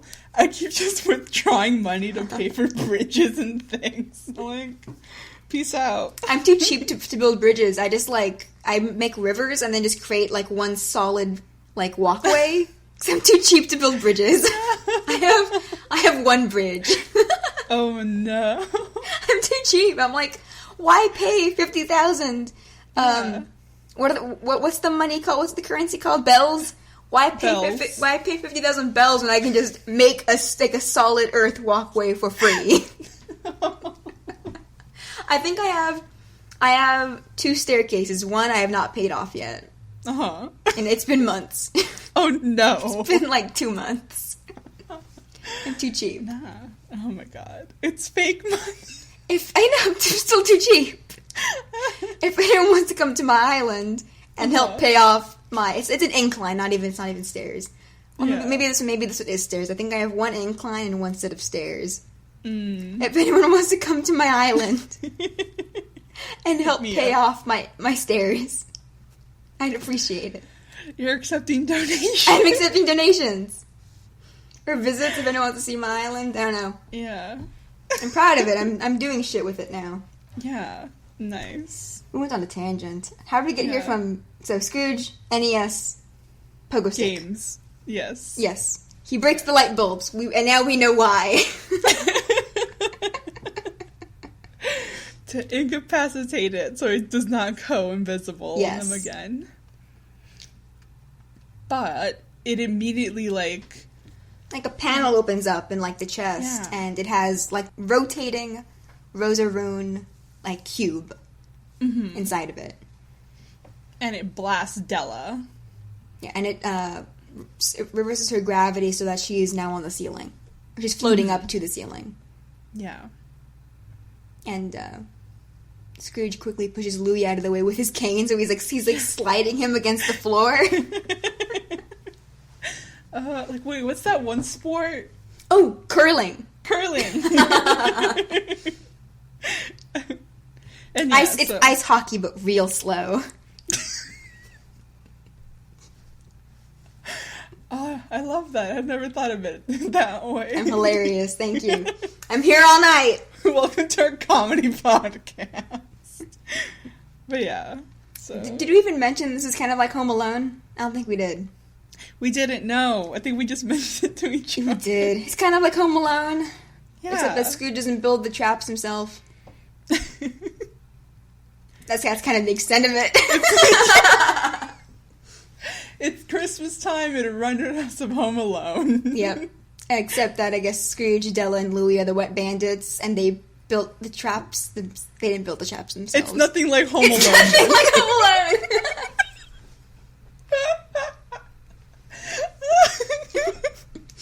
For a fun time, watch those videos about like how much physical damage Home Alone traps would actually make. I think Vsauce has a good video. I know there's a Sawbones episode. That's the podcast that Dr. Sidney McElroy and Justin McElroy, not Dr. Justin McElroy, do. And this is like I think last year, maybe even 2 years ago. Yeah. They did an episode, like a 30-minute episode, where they go through all of the injuries the wet bandits, all of the ordeals the wet bandits go through, and what injuries those actually would have caused. Yeah. I think most vividly I remember that the blowtorch that gets fired at, I can't remember their names, the shorter one, I feel bad, the shorter one's head. He gets a blowtorch fired at his head, and it just kind of like burns his hat and all his hair off. Yeah. And apparently that would have melted his skull. Yeah. In reality. I think Vsauce does the, like, when Kevin heats up the door handle. Yes. And it's like, if you got a door handle that hot, it would just, like, the whole door would burst into flames. Yeah. Yeah. Is it Joe Pesci? I think it's Joe Pesci who's the short one. I only know his name. I did it. I did it. I restored my honor. I don't remember the tall one's name. That movie's wild. It's yeah. But yeah, so this is nothing like Home Alone. This is nothing like Home Alone. I think it would have been if, apparently, like, an original idea for the story was that Scrooge hires the Beagle Boys to get through the Impossibin. And that would have been more like Home Alone. Yeah. But yeah, this episode itself it's nothing like Home Alone. We're just trying to make it Christmassy. Yeah. But so more like battle ensues. Yeah, Della, even with her gravity reverse, like, she manages to jump onto the robot. And I love that technically it'd be like she's, like, hanging from the ceiling. Because her hair is, like, standing on end, like she is, like, she's upside down. Yeah, like her, like, scarf and everything. Mm-hmm. She's, like, trying to, like, bonk it on the top hat. It fires at Louie, but he holds up, the pep can, and I guess the metal reflects the beam from the Rosa rune.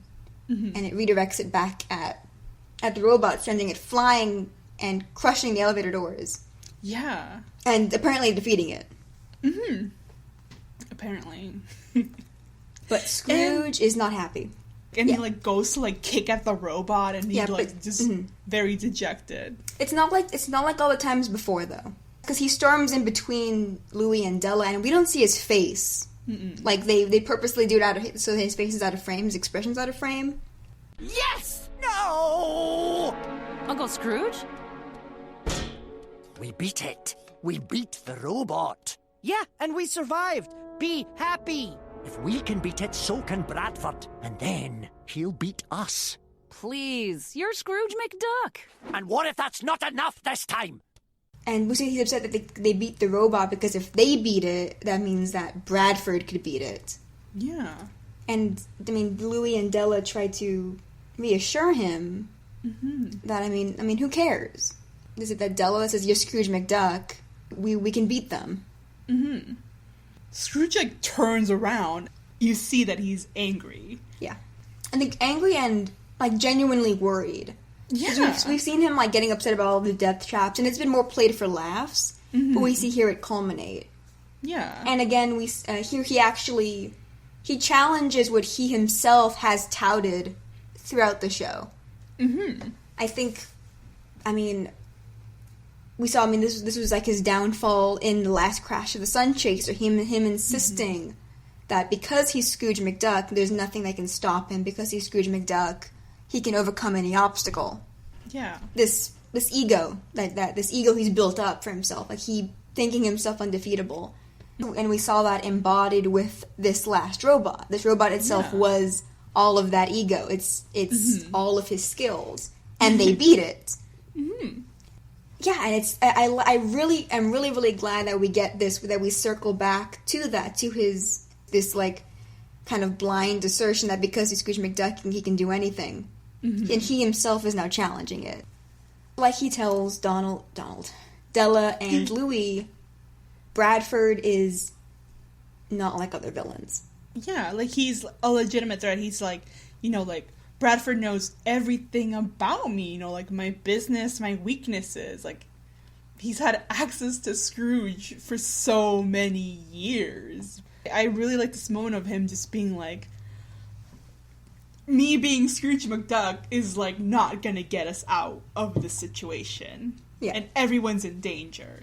Yeah, him being Scrooge is basically why they're in danger. Yeah. Yeah, it at its core, like to Bradford, that is like why they're like they're in need of being taken down a peg, because Scrooge McDuck is the way he is. And this is when Bradford himself decides to rub salt in the wound, because he appears on the robots on the screen in the robot's chest. Mm-hmm. Because Scrooge was just saying that Bradford knows everything, and Bradford's like, including your passwords. Yep. Because you hear Scrooge being really, he's off balance here. Mm-hmm. Because Bradford reveals that he knew that the code would be a number known only to Scrooge McDuck. Mm-hmm. The true total sum of his wealth. Yeah. I'm like, does that mean Scrooge has been fucking lying on his taxes? He doesn't count the sentimental money. Is Scrooge committing tax fraud? Is all the money is he not counting all the money in the bin? Oh no. Yeah, so Bradford, his accountant would obviously also know that number. When we saw the code Scrooge was typing in was like some insanely long number.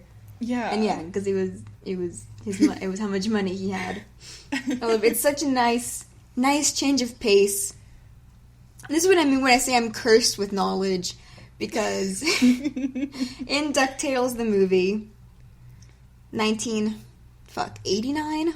That's one thing I don't know. Scrooge McDuck has Scrooge having like security measures on the bin has been obviously a thing from the Carl Barks comics. Mm-hmm. In the version of in the DuckTales, the movie Treasure of the Lost Lamp, his security measures can be unlocked with a passphrase as well. Faby, do you want to guess what his passcode is to disable the money bin security measures in DuckTales, the movie? Is it money? You're very close. It's not quite so stupid. It's very close. It's the right next door neighbor. It's cash. Oh, of course. Cash is his passcode to disable the money bin's defenses. An even shorter word. It's even shorter. It's maybe not quite as to the point as money. Yeah. But still. It's cash. Like, I would put in money, and then I would put in dime, and then I would put cash. And now I am a billionaire. Yeah, so Bradford has control of the robot now. I don't know if we said that. Does he say now that Agent D gave him control? Yes. Cool. I don't remember. No, actually not yet. Did he?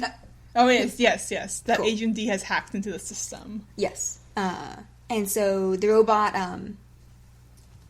is holding two canes in both of its little grabby hands and is now spinning them to, I guess, tear them apart or whatever. Yeah. And hits all three of them with a Rosa rune that propels them forward towards the spinning blades, sort of. It's terrifying. Yeah, it's not good. But before they're able to die... yeah. I mean, Bradford was supposed to just, kill them right here, I guess. Yeah. Before that, Della, wants to know, what... Oh, that's right. Right. How did I fucking forget this? The reason that I like Bradford. Yeah. Because Della's like, what do you want, And Bradford's like, if I told you, I wouldn't be a good, effective, shadowy nemesis. Yeah. And by the way, I'm gonna be leaving the company. Like, consider this my 2 weeks notice. Yeah, the whole fucking reason I like Bradford. They're like, hey, what's your evil plan? And he's like, I'm not gonna fucking tell you. Yeah. Thanks. Time to die now. Mm-hmm. Yeah, the whole fucking reason I like Bradford. Mm-hmm. And I like that he plays on that, like, yeah, of course I'm not gonna tell you. Yeah. I'm a competent villain. So they're being propelled towards the spinning canes. Mm-hmm. But Della kicks one with her prosthesis, and jolts it out of motion enough for them to slide past and into the elevator shaft. Mm-hmm. And so they're not going to fall to their deaths because they've been hit by the Rosa runes. So they run up. Yeah, they're running up the side of the elevator shaft, which is fun. And Bradford follows them, crawling up the side of the shaft like a spider. I hate it. It's fun. And we go back to Beakley and Webby.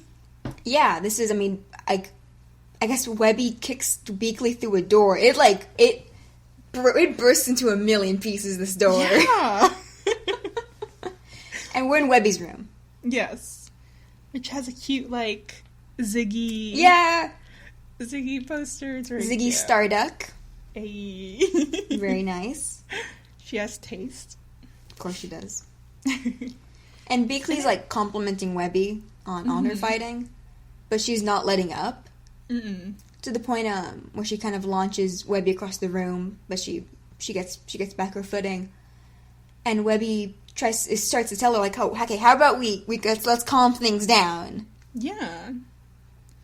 She's basically okay, I'm having fun fighting against you, and you're because it's a very intense fight, and she's but maybe we should stop. And Beakley's we're not gonna stop. We're not gonna stop training until you're ready for F.O.W.L and whatever they have planned, basically. Yeah, first does she throw books so hard they embed in the wall? And then she punches. Yes. But Webby ducks and she just makes a hole in the wall. Yeah, Beakley's a fucking super soldier. Step aside, Captain America. Beakley's in charge now. Yeah, because she's not hold back at all. And we see Webby starting to get nervous. Huey and Dewey have made it to her actual bedroom. That's in the kind of attic thing that she has. Yeah. With a trapdoor. And they call her up, and she climbs up the stairs, and they close it and use the giant sword to seal it, basically, to trap it. Yeah. So Beakley can't get to them. Mm-hmm. And she's pounding at the door. Finally, it's useful. Yeah, I'm finally this sword is useful for something. And yeah. So you see, the kids kind of back away from the door, and Webby's I've never seen her, this intense. She's never pushed me this hard before. There must be something wrong. Yeah, because, this is, blah, blah, blah, blah. I think, Webby realizing something's wrong, I think fully reveals that, there is more to this. There's more going on than Beakley wanting to prepare the boys. This basically stops being about the boys. Mm-hmm. And as soon as she says that, Beakley punches through the trapdoor. Yeah. The door. That sword didn't do shit. Yeah. And so they have to go through the window and climb up onto the roof, running from Beakley. Jeez. And Beakley obviously, makes it after them. And so we get this, shot looking up at just Beakley looking powerful and these, kids, scared. Beakley is gonna fight them. Yeah. The boys are sweet. They try to, protect Webby, I guess. They go to attack Beakley. Yeah, I love, Dewey's just, pinwheeling his arms. He's trying to do, karate chops. And Beakley picks them up and throws them off the roof. Yeah. If Donald hadn't been there at that moment, they would have just rolled straight off the roof. Yeah. Rest in peace, I know, honestly. Because Donald is on his ever omnipresent ladder. Yes. And catches him. Yeah. And he, kind of, glares. Or he's like, it's time for me to step in. No, he looks mad. Because he sees that Beakley's the one responsible, and she's clearly, facing down Webby now. Yeah, she's, lost the thread of what this was supposed to be about. Mm-hmm. She's yeah. Oh. The scene is so sad. Oh my god. Oh my god, yeah. Beakley is, she's, looming over Webby and, approaching her. Yeah. To fight her. When Webby at first backs away, but then she stops and, she prepares to, legitimately fight Beakley now. Because this isn't, this is different, clearly. Mm-hmm. Yeah, she's no longer... You can see it in her face that she is upset at having to do this. She's going to do it, but she doesn't want to anymore. It's not fun. It's not, bonding time with her grandmother anymore, Before we can throw a punch... Donald is on the roof now with the boys behind him, and he's like, Mrs. B, this has gone too far. We have to keep them safe. But not like this. She's my granddaughter. I'll determine what's best for her. We must be ready to fight. Beakley's insisting that they need to train them, that they need to be ready, but he argues that this isn't the way to do it. Yeah. We see Webby starting to tear up, and then Beakley is almost flat out sobbing. There are tears just streaming down her face. And we've never seen. This is the most vulnerable, emotional we've ever seen Beakley. Even as she's wiping tears away, she still prepares and goes to fight Webby. Yeah. Beakley goes to, I don't know, stomp Webby? I don't know, to do this kick, but Webby catches her leg. Mm-hmm. And I'm sure that Beakley let her do this, or Beakley was, so, I guess, also, overwhelmed with the emotion. Yeah, overwhelmed by emotion to not properly counteract Webby. Mm-hmm. And so she loses her balance and falls, and she starts rolling off the roof. Yeah. And it's, this terrifying shot of, Webby yelling after her grandmother who's falling off the roof. Yeah. Luckily, Beakley's able to, grab on. But we do see, how high the fall is in this shot here. Yeah, everyone comes to help her back up onto the roof. We love symbolism. As this part of the episode, got to this point, we see that everything about Beakley we know comes back to Webby. Mm-hmm. And all the things we don't know. Mm-hmm. They pull Beakley up onto the roof, and all the kids basically tell her that the way we've been doing things is wrong. Yeah. That we can't be, waiting for the next person to betray us. When the one thing we do know is that we're family and that we can trust each other. That we're not going to get stronger. We're not going to build up this strength by attacking each other. And yeah, like he said, Huey's we know that we can trust each other, and I'm right, Beakley? Right, Beakley? Right? You don't have any dark secrets that could threaten this? She doesn't, reply. No, she starts to say something. She's almost about to say something. But when Webby goes to hug her, she doesn't continue. She doesn't say anything else. Yeah. But, oh my god, after a long time with no Beakley, we got stuff introduced in the first episode with Webby wasn't allowed out of the mansion. She wasn't allowed out of the mansion until Scrooge was adventuring again, and Beakley was secure in the knowledge that Webby was safe with him. Mm-hmm. And now, then we had the Nirvana episode, which really, really emphasized all of that, whatever secret Beakley is keeping. Yeah. And here we see the emotional toll of it. Mm-hmm. It's kind of to me, it's besides whatever may be happening, whatever connections she may have had, whatever, her worry is Webby. Yes.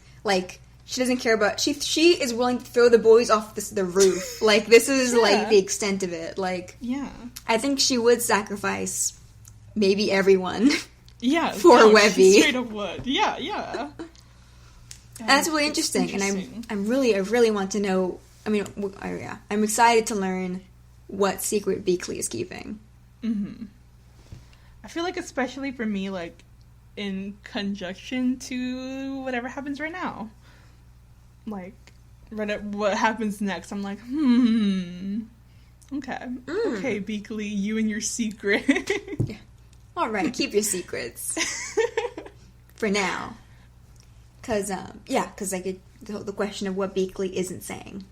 Mm-hmm. But this tender hugging moment is ruined by Beakley getting an alert on her phone. Yes. And I love that, like, everyone goes for the hug after it. Yeah. I love that, yeah. And she lets them know that they need to get to the bin right now. Mm-hmm. So we go back to the bin with Scrooge, Della, and Louie have made it to... Oh, what's the section The vault. called? The vault, yes. And they still have, like, the effects of the Rosa runes, so they're, like, on the wall. But Della kicks the Rosa rune cube thing, and that's in the chest, which is set to the Master rune. Yeah. So it cancels out all of the different gravities. Yeah. And so they fall to the ground. And they fall to the platform, specifically. That's over the money. Mm-hmm. And so some more fights break out, so... Because Bradford is going to fire at them again, and Scrooge jumps up and clings to the chest of the robot, so that the blast only affects him and the robot itself. Mm-hmm. And this blast from the Rosa rune sends them up to the ceiling. Yeah. And so we get, like, this cool, like, flip as they're, like, standing on the dome part of the bin. Yeah. And they're gonna fight cane to cane. Cane to cane. I love this giant fucking robot. Like, I guess has to fight with the cane because it's programmed with Scrooge's own fighting skills. It can't just pick Scrooge up and, like, throw him because it has to fight like how Scrooge would. Yeah, it can't pull Loki and just slam Scrooge into the ceiling. It has to fight like how Scrooge would. Yeah. Oh no, I'm thinking about that. That's so funny. It's funny because this giant, powerful this hulking robot is fighting with this tiny cane in its little pincer hand. Yeah, that's the thing. It's grabbing it so, like, daintily because it has, like, little, like, claws and it's fighting. It's like 3 fingers. Yeah. But, Scrooge is not winning. No. Because even though it's still fighting with the cane, it's all the force of a giant robot behind it. And, you know, Della's trying to cheer him on, and, Scrooge is like, I don't think I can do this. Not right now. No, until Louie gets an idea. I think, has Louie solved all of these? He solved a lot of them. Yeah, at least the ones we've seen. He solved the bulb hallway. He solved the runes, the Rosa rune archive trap, and this one. Yeah. So whatever happened in the time loop and the tentacle monster, we didn't see. Tentacle one I think was just skill. Yeah. Like pure athleticism. I don't know. Fighting off squids. I don't know. Yeah. Who knows? But because the giant robot is still being powered by bulb tech, so Louie realizes he can make it mad. Yeah. So the bulb starts reacting to Louie's insults to the point where Bradford starts to lose control of it. And he has to call in Agent D. So we see Gandra briefly. Why don't you pick up someone significantly smaller than you? Agent D, the robot appears to be getting angry. She doesn't speak, but we do get to see her. Yes. So these 3 are the only ones who know. I mean, I don't know if they even knew who Gandra was before, so now they can tell Fenton. Yeah. That, oh, hey, you know the girl you kind of liked? She's super evil. Yeah. Yeah, so Louie's insulting it, and he starts running towards the edge of the platform and jumps into the money just as the robot starts firing at him with the Rosa rune. Yeah. And so he dives. Yes. Yeah, he's swimming in the money like Scrooge. Yeah, because I think that's what he yells out at one point, that he's going to do... That there's something that Scrooge and Louie can do that no robot is ever going to have the ability to do. Yes, you're right. Yes. I didn't realize how good of a Louie episode this was. I mean, there's a lot of callbacks to the Great Dime Chase. Yeah. Like him, I mean, the knowledge he got from that one time when he was very selfish and almost got himself killed. Yes. And when he tried to jump into the money bin at the start of that episode, and Scrooge had to keep stopping him because it would kill him. Yes. Because Louie hadn't practiced and learned how to swim in the money. And we've seen him swim in the money before, I think in the end of the Shadow War, I think we see him sort of do it. But we've never seen him, we haven't seen him dive like this, like Scrooge does. I love the cartoonish detail of, like, swimming in money. It's so, like, fantastical and fun to me. It's fun. This was an episode with nice callbacks that I hadn't realized were callbacks. Me either.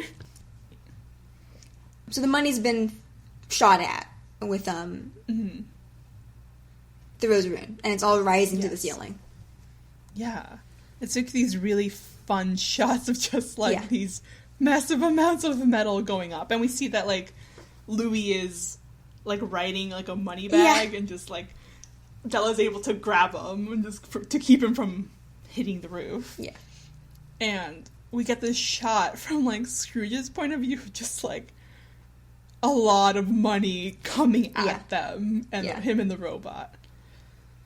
And he's able to, like, dive through it, like, as he's falling. Yeah, it's like this shot of just, like, tons of metal hitting the roof. Yeah. And then it starts to fall, because, like, it killed the robot at this point. Yeah, it's been disabled, so, like, the Rosa rune isn't affecting it anymore. Mm-hmm. And yeah, like, so Scrooge is, like, swimming up, and he manages to catch onto the ledge, and we see the robot just completely in pieces on the floor of the vault. And so they've won, they've beaten it, and Louie and Della, like, reassure Scrooge that as long as they work together, as long as they're smart, like, they can beat F.O.W.L. And that this was proof of it.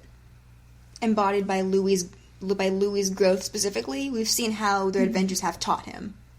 Yeah. I mean, compare this to the beginning of, like, season 2, where he hated adventuring. And, like, he just hated it. And here he's using the knowledge he has gained through adventuring. Yeah, so this is a nice example of their overall growth.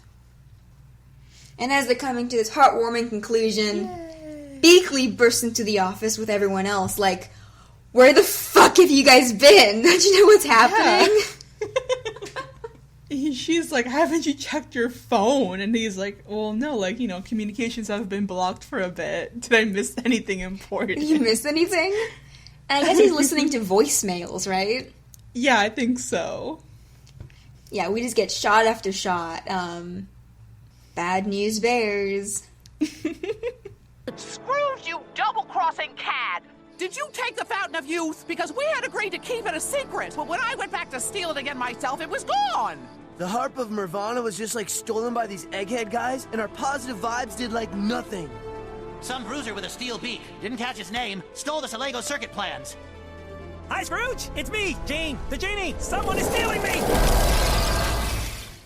So the first one is from Goldie, that's like, you asshole, did you come back and steal the fountain? And we see she's back in the Forever Glades, and the fountain has been physically removed from its place in the swamp. I wonder why they took it. I mean, there wasn't anything left, as far as we know. True. As far as we know, there was no more water. There was no water, so why did they take, like, the stone fountain itself? I don't know. Depending or not, we'll see how, like, this plays out if we get new information in the future. But yeah, I'm wondering. The water is in the pool. Well, but then they drained the pool too. Oh yeah. So true. maybe the stone fountain itself had properties. Whatever. It's been taken, and it's not the only missing mystery that's been taken. No, we get a shot of. Oh, I forgot his name. I don't remember his name. Vero. Oh yeah, Vero. Voiced by Greg Sipes. They got Allison Janney back. They got Greg Sipes. Yeah. You see, they got Jaleel White. They're like, hey, can you just come back and just do one line? Just do one line real quick. We just need you to say this one thing, please. Thank you. So the harp's been taken. Yeah, and that specifically a bunch of eggheads. Yes. Took the harp. Mm-hmm. And I'm like, oh wait, no. They're taking sentient beings. You see, obviously the harp and the genie, but after Vero is Darkwing. So we get a quick little Darkwing. I'd love to see him, even though he looks. He's severely beat up because he fought a guy with a steel beak. Yeah, who took the Solego circuit plans. Mm-hmm. And does he look at himself in a compact? Oh yes, he is looking. Yeah. He is he's checking he's checking his reflection in a little compact mirror, and he looks pissed that he looks all beat up and terrible. He's worried about the cosmetic. He's like, fuck, I've got a black eye. Split lip, split whatever. And he has bandages. He has bandages on his beak and stuff. And so it's the Lego circuit, which I wonder if that'll come into play again if when trying to find Waddlemeyer. Do they need that to find Waddlemeyer? Yeah, I think. Yeah. But we don't see Goslin and we don't see Launchpad in that scene. Though I assume sadly they went to get milkshakes. Yeah. We didn't mention that Launchpad is not in this episode. He's not. I mean, I assume he's with Goslin. Yeah. Because it's night. He said he'd spend nights in St. Canard, so I assume he's with Goslin. True. He's with Goslin. Yeah, that's what happened. Yeah. And so Darkwing faced off against Steelbeak and we didn't see it. Which is a bit of a bummer. I assume we'll see them fight each other because, I mean, as we think we know, Steelbeak is a Darkwing Duck villain. Yeah. So please, let me see it. I really want to see them fight, especially since this obviously one ended in Darkwing getting badly beaten up and losing. I really want to see them fight, just because Steelbeak is very good at fighting, and so is Darkwing. Mm-hmm. So I definitely want to see that. It's so fun. Yeah. I assume we'll get that. We'll actually see that at some point, because please, you're terrible tease otherwise to introduce a Darkwing Duck villain and not have him fight Darkwing Duck. Yeah. On screen. Yeah. And we get Genie, who I guess they just left. They just left him in this cave. Yeah. He left his house now. They're like, you don't want to see the world? No, they just left him there. And I love the detail. Oh my god, yes. Phone is just his hands. Just he could have conjured a cell phone. Yeah. He could have No, he's using his. It could have been a banana. It could have been a banana. He is holding his hand up to his ear like a pretend phone, and it is working. He is calling Scrooge with his pretend phone, his hand phone. I love it. It's so funny. And he's letting Scrooge know that that he's like, yeah, it's me, Gene the Genie. Someone is stealing me, and we see that Phantom Blot is using his glove to suck him into the whatever thing it is. Yeah, I forgot what it's called. into his Infinity Gauntlet. Yeah. Yeah, so that was really Rest fun. in peace, Gene. Yeah, goodbye, Gene. And Scrooge hangs up the phone like, shit. Fuck. And obviously Huey points out that F.O.W.L went out and stole every missing mystery they found. Mm-hmm. And Louie says that them getting stuck in the bin was a distraction to keep them occupied while that happened. So Scrooge is kind of okay, we're done playing defensively. If F.O.W.L wants the rest of those artifacts to kind of have to fight with the greatest family in the world, this family of adventurers and treasure hunters. Yeah, and everyone's all very gung ho. Everyone the too heavy sword comes back to have symbolic meaning. They have to help Dewey lift it into the air triumphantly. Hell and Scrooge holds his cane up to it, and it's all yes, we're doing it. It's all very put your hands in. Yeah. Teamwork. Yeah. But with a giant sword. Yeah. And like Scrooge has regained his confidence, basically. Yes. And at least it's not just in himself, it's in them as a whole. Yeah. Like, he doesn't have to do this alone and all that stuff. It's very nice. But I like that, they don't know F.O.W.L's plan. Mm-hmm. Like, okay, they're like, okay, F.O.W.L took all the missing mysteries, but why? Mm-hmm. Yeah. I like that. So I'm like, ooh, what are they up to? Are they keeping them? Do they want to destroy them? I feel like Bradford would want to destroy these things. I think so, which is bad news bears for the sentient beings among those. Oh no. Yeah, so I'm like excited. I like not knowing everything. Yeah. But yeah, so that was Escape from the Impossibin. Ooh. Any thoughts? Last thoughts? Like, this was a good episode for a lot of characters. Mm-hmm. Like Scrooge, Louie, and I think Beakley specifically. They're very good episodes. Yeah. Very good episode for them. I feel like it's not... I don't know. It's like every time I rewatch this episode, I got really hype watching it. Like, I was very like it's funny. It has good character moments. Mm-hmm.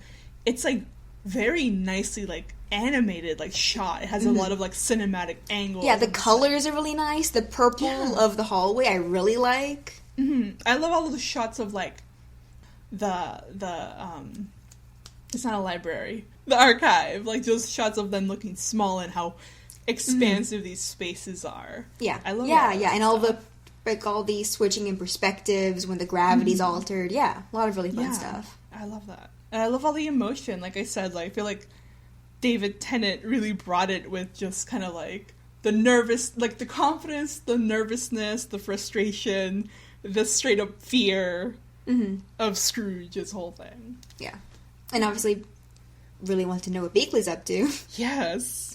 But this part of me is like, I don't know, like, if Beakley were to be involved with F.O.W.L. Yeah, I think we have some questions about that, so I think we'll get more into that there. Yes. But the ending I thought was really, like, because I was taken so by surprise that F.O.W.L had gone out behind their backs and taken all these things. Yeah. Like, all the stuff we've been building up from the first episode. Mm-hmm. And, like, the payoff of F.O.W.L went out and just took them all in one night. Yeah. While the family was occupied, while the family was panicking and going on the defensive, F.O.W.L went out and took advantage of that. Yeah. So I really like this, like, shot after shot of, oh shit, they've taken everything. And we don't know why. Yeah. Yeah. Any other thoughts before we get into questions? I think our questions will also answer some thoughts. No, not right now.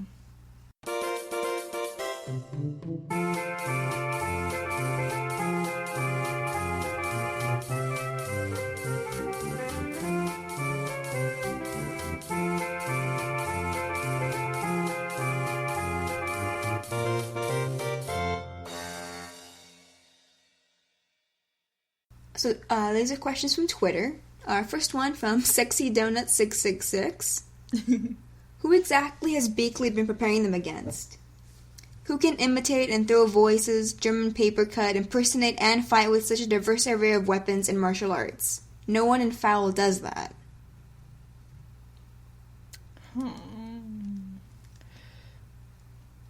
Do you have thoughts? I feel like, Beakley would over-prepare. Yeah. Because we see she's, like, extremely she's overprotective of Webby, to the point of, obviously, keeping her in a mansion for almost her entire life. So I think, yeah, she would teach her everything she knows. Yeah. And Beakley, I feel like, knows everything when it comes to self-defense. Yeah. And I think they would try to teach the boys everything they know, but they obviously didn't succeed. No, and it wasn't really the right environment to teach them any of that.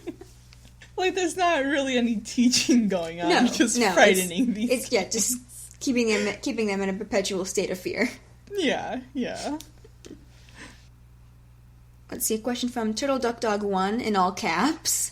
What is Beakley hiding? I really want to know that too. From Aaron Tarpey. Seeing Della and Louie bond and taking on the bin was an absolute dream come true. But do you guys think it would have been more meaningful if Scrooge had asked all 3 triplets? How do you think it would have played out? Also, Beakley, what the fuck? So yeah, like, I really liked seeing Louie and Della have, like, moments. Because, I mean, we know how last season went. Yeah. And everything that they've been through. So I really like their interactions. I feel like had, like, everyone been involved in getting at the Impossibin, I feel like we've seen that. Like, the same kind of, like, 1 room per kid kind of thing would happen. Yeah. You know? Yeah, and we needed the Beakley plot to happen, and that would have... I think Huey and Dewey were well placed where they were. Yeah, yeah. Because you have Huey overthinking everything and panicking and actually considering the implications of F.O.W.L. And what it means for the family as a whole. Dewey being kind of ambivalent as, like, a counter to Huey, while at the same time, Webby's, like, hunting them down. And you have Beakley's whole plot going on. Yeah. So I think they were really well, like, split. Yeah. Yeah, and I like that it wasn't completely even. There's just 1 kid with Scrooge and Della, and then the rest at the mansion. Let's see. From last name basis at Crying Drama 32. How do you think the final fight between the family and F.O.W.L will be? Will it be like Endgame, or in the end it's Buzzard against just Scrooge? Oh, I don't know. We've already had like an Endgame fight. Yeah, that was Moonvasion. But I can't see a fight between Scrooge and like a physical fight between Scrooge and Buzzard, because Scrooge would just beat his ass. Like, we know, like, we'll see in a future episode that Bradford can't fight. Like, I don't think he can. That's not his thing. He doesn't go in the field. I think as we saw in Let's Get Dangerous, he doesn't go in the field. Yeah, there's a reason he doesn't go in the field. I feel like if it were to end with, like, a one-on-one fight, not only would it, like, not be evenly matched, but I feel like then you're taking Bradford down to Scrooge's level. Yeah, because Bradford is a villain above. He's not like other villains Scrooge's face. That's why I really like him. He knows Scrooge personally. He knows everything about him. And the fact, I don't know, like, he's not a villain that would fight Scrooge one-on-one. No. I don't think that'll ever be his thing. I really want to see a confrontation between them in person. Yeah. Which I think we still will get, because we haven't gotten Bradford's full reasoning. We haven't gotten we don't know his ultimate plan, blah, blah, blah, blah. At some point, he'll have to have his big villain monologue. Yeah. And it'll have to be with Scrooge, because Scrooge is the reason, or at least is the main reason now why Bradford is doing all this. He's the one who's enabled Bradford without his knowledge. Yeah, so I think, like, it's gonna be, like, a big, like, character moment. It's more like a battle of the minds between them. It'll never be a physical fight, at least not when it's important. Yeah. From Alex K91, how do you think the episode went? I think it went well. I really liked it. And, like, we had so many, like, realizations while watching. I feel like it did a good job of, like, moving the plot forward. Yeah. And, again, but also at the same time, like, giving you so many unanswered questions. That's mostly, like, Beakley related. Because I feel like, Beakley, what are you up to? Yeah. And what is your relation to F.O.W.L? Is my big question. Let's see. From XGSA2... If Ferris isn't the one to rescue Jeannie, I'm throwing hands. There is no longer a 4th season and only so many episodes left. That horrible movie needs to be vindicated, if only from my 10-year-old self who was so disappointed. I mean, that would be really fun. Like, yes. That would be cute. I'm now seeing Dijon in my mind's eye. Stop! And it's really, really terrible. Wait, put the clip back in. Somebody stop those pants! But it's only some loose change. I'll change you and face your feet. Somebody stop those pants! I swear, they end the DuckTales movie with that. Do they end the series itself with that? I think so. Is it the last line of DuckTales 1987? It is, right? Because it's the Golden Goose episode. Yeah. With Dijon, and we get Dijon lore. We meet his brother. Fuck. Fucking Dijon. Someone was really invested in Dijon because he kept coming back. We get in the last episode of DuckTales, in which the world is threatened by this magical gold curse that will turn the entire planet to gold. Mm-hmm. We don't see Bubba. We don't see Gizmo Duck. We get Dijon, the horrible, racist, Middle Eastern caricature, stereotype thing, and his brother.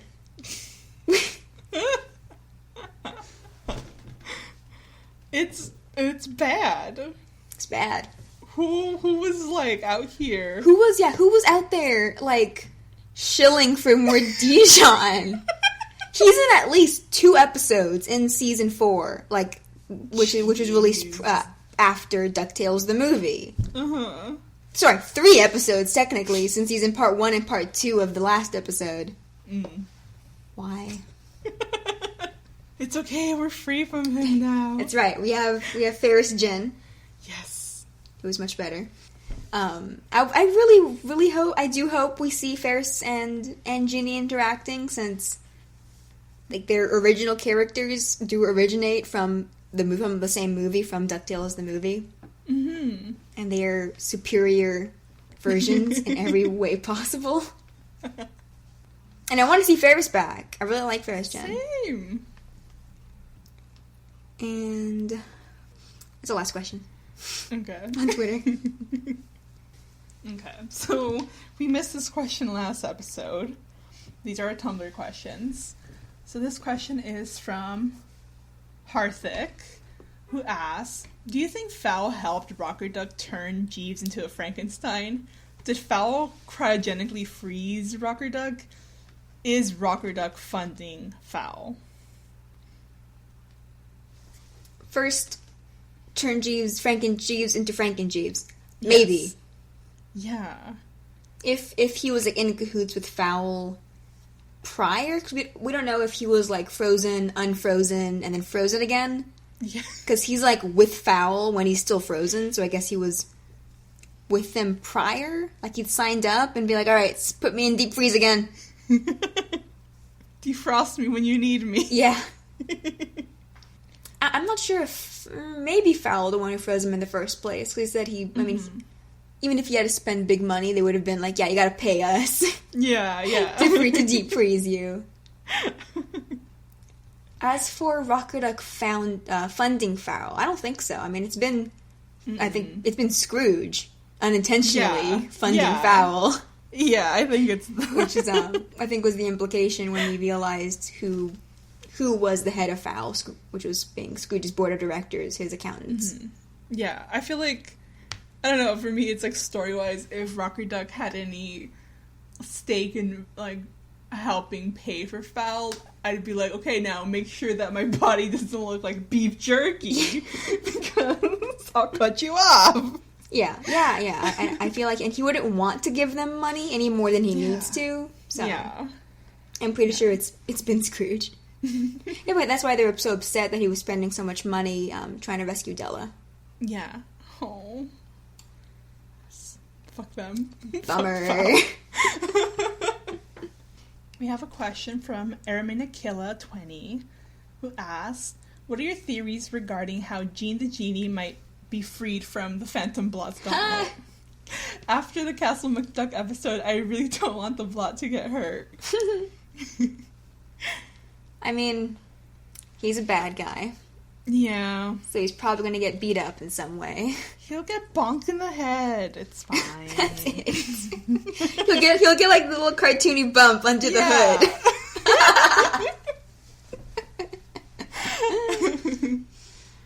I mean, he's hoping for Ferris Jen because I do want to see him again.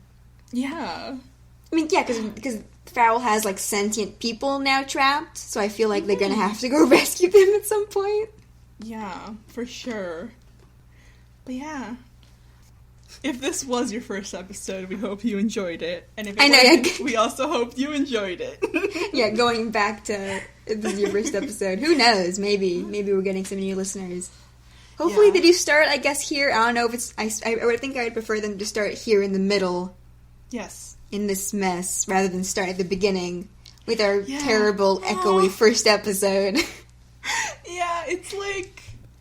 Oh, if we could re-record something, it would be that. It'd be part 1 and part 2 of the first. We quickly learned our lesson. Yeah. Don't record in a big old room. No. With echoey ceilings.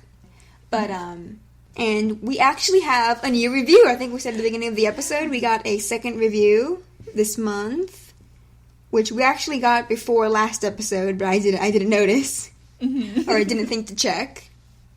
Alright. From Jew-Osh. Smart, funny, detailed analysis. If you are a DuckTales fan, I cannot recommend this highly enough. You get a detailed recap of every episode of DuckTales, along with a lot of laughs and an almost encyclopedic knowledge of the original DuckTales, Darkwing Duck, and decades of old Duck comics. Listening to this podcast made me love a show I already loved even more. Which is very nice. So, thank you so much. And yes, thank you. Yeah, please leave us reviews. It makes us very happy. And it's just really great to hear from listeners. So if you've listened to us for a while and have not reviewed, hop on the old iTunes and leave us a review. I think it's the only place. That's the only place you can leave reviews, right? That we know of, right? Because Spotify doesn't. No. Google Play, I don't think does. Google Play Google Play is gone now. So Excuse? Yes. Huh. Google got rid of Google Play, so now it's something else. It's a whole ordeal. Okay, cool. So never mind that. Yeah. So hop on the old iTunes and leave us a review. Yeah. Yeah, thank you again. As I mentioned before, we have a store. We have a TeePublic store with shirts, stickers, masks, and everything in between. Frank Angonis, I know, bought one of our masks. We have the Flint Ferris Glom Wheel. I survived the Flint Ferris Glom Wheel mask, or design he got on a mask, and which is great, which is crazy. So yeah, check out our store. We would love if you did that. All proceeds go to help us pay our podcast dues. I really want people to just enjoy the design, so... Yeah. They're great designs, and it's not because I'm biased, and it's my best friend. They're very great. And I think, like you said before, if you do buy something from our store, please tweet at us. I would love to see what it looks like in person. Yeah. And you can follow us on Twitter at AmoresPatos. You can also send us questions, comments at our Tumblr at amorespatospodcast.tumblr.com. You can do that same thing at our Gmail at amorespatospodcast@gmail.com. And thank Michael at Spintrick for our lovely cover art. And that is all for us. Saludos, amigos. Saludos, amigos.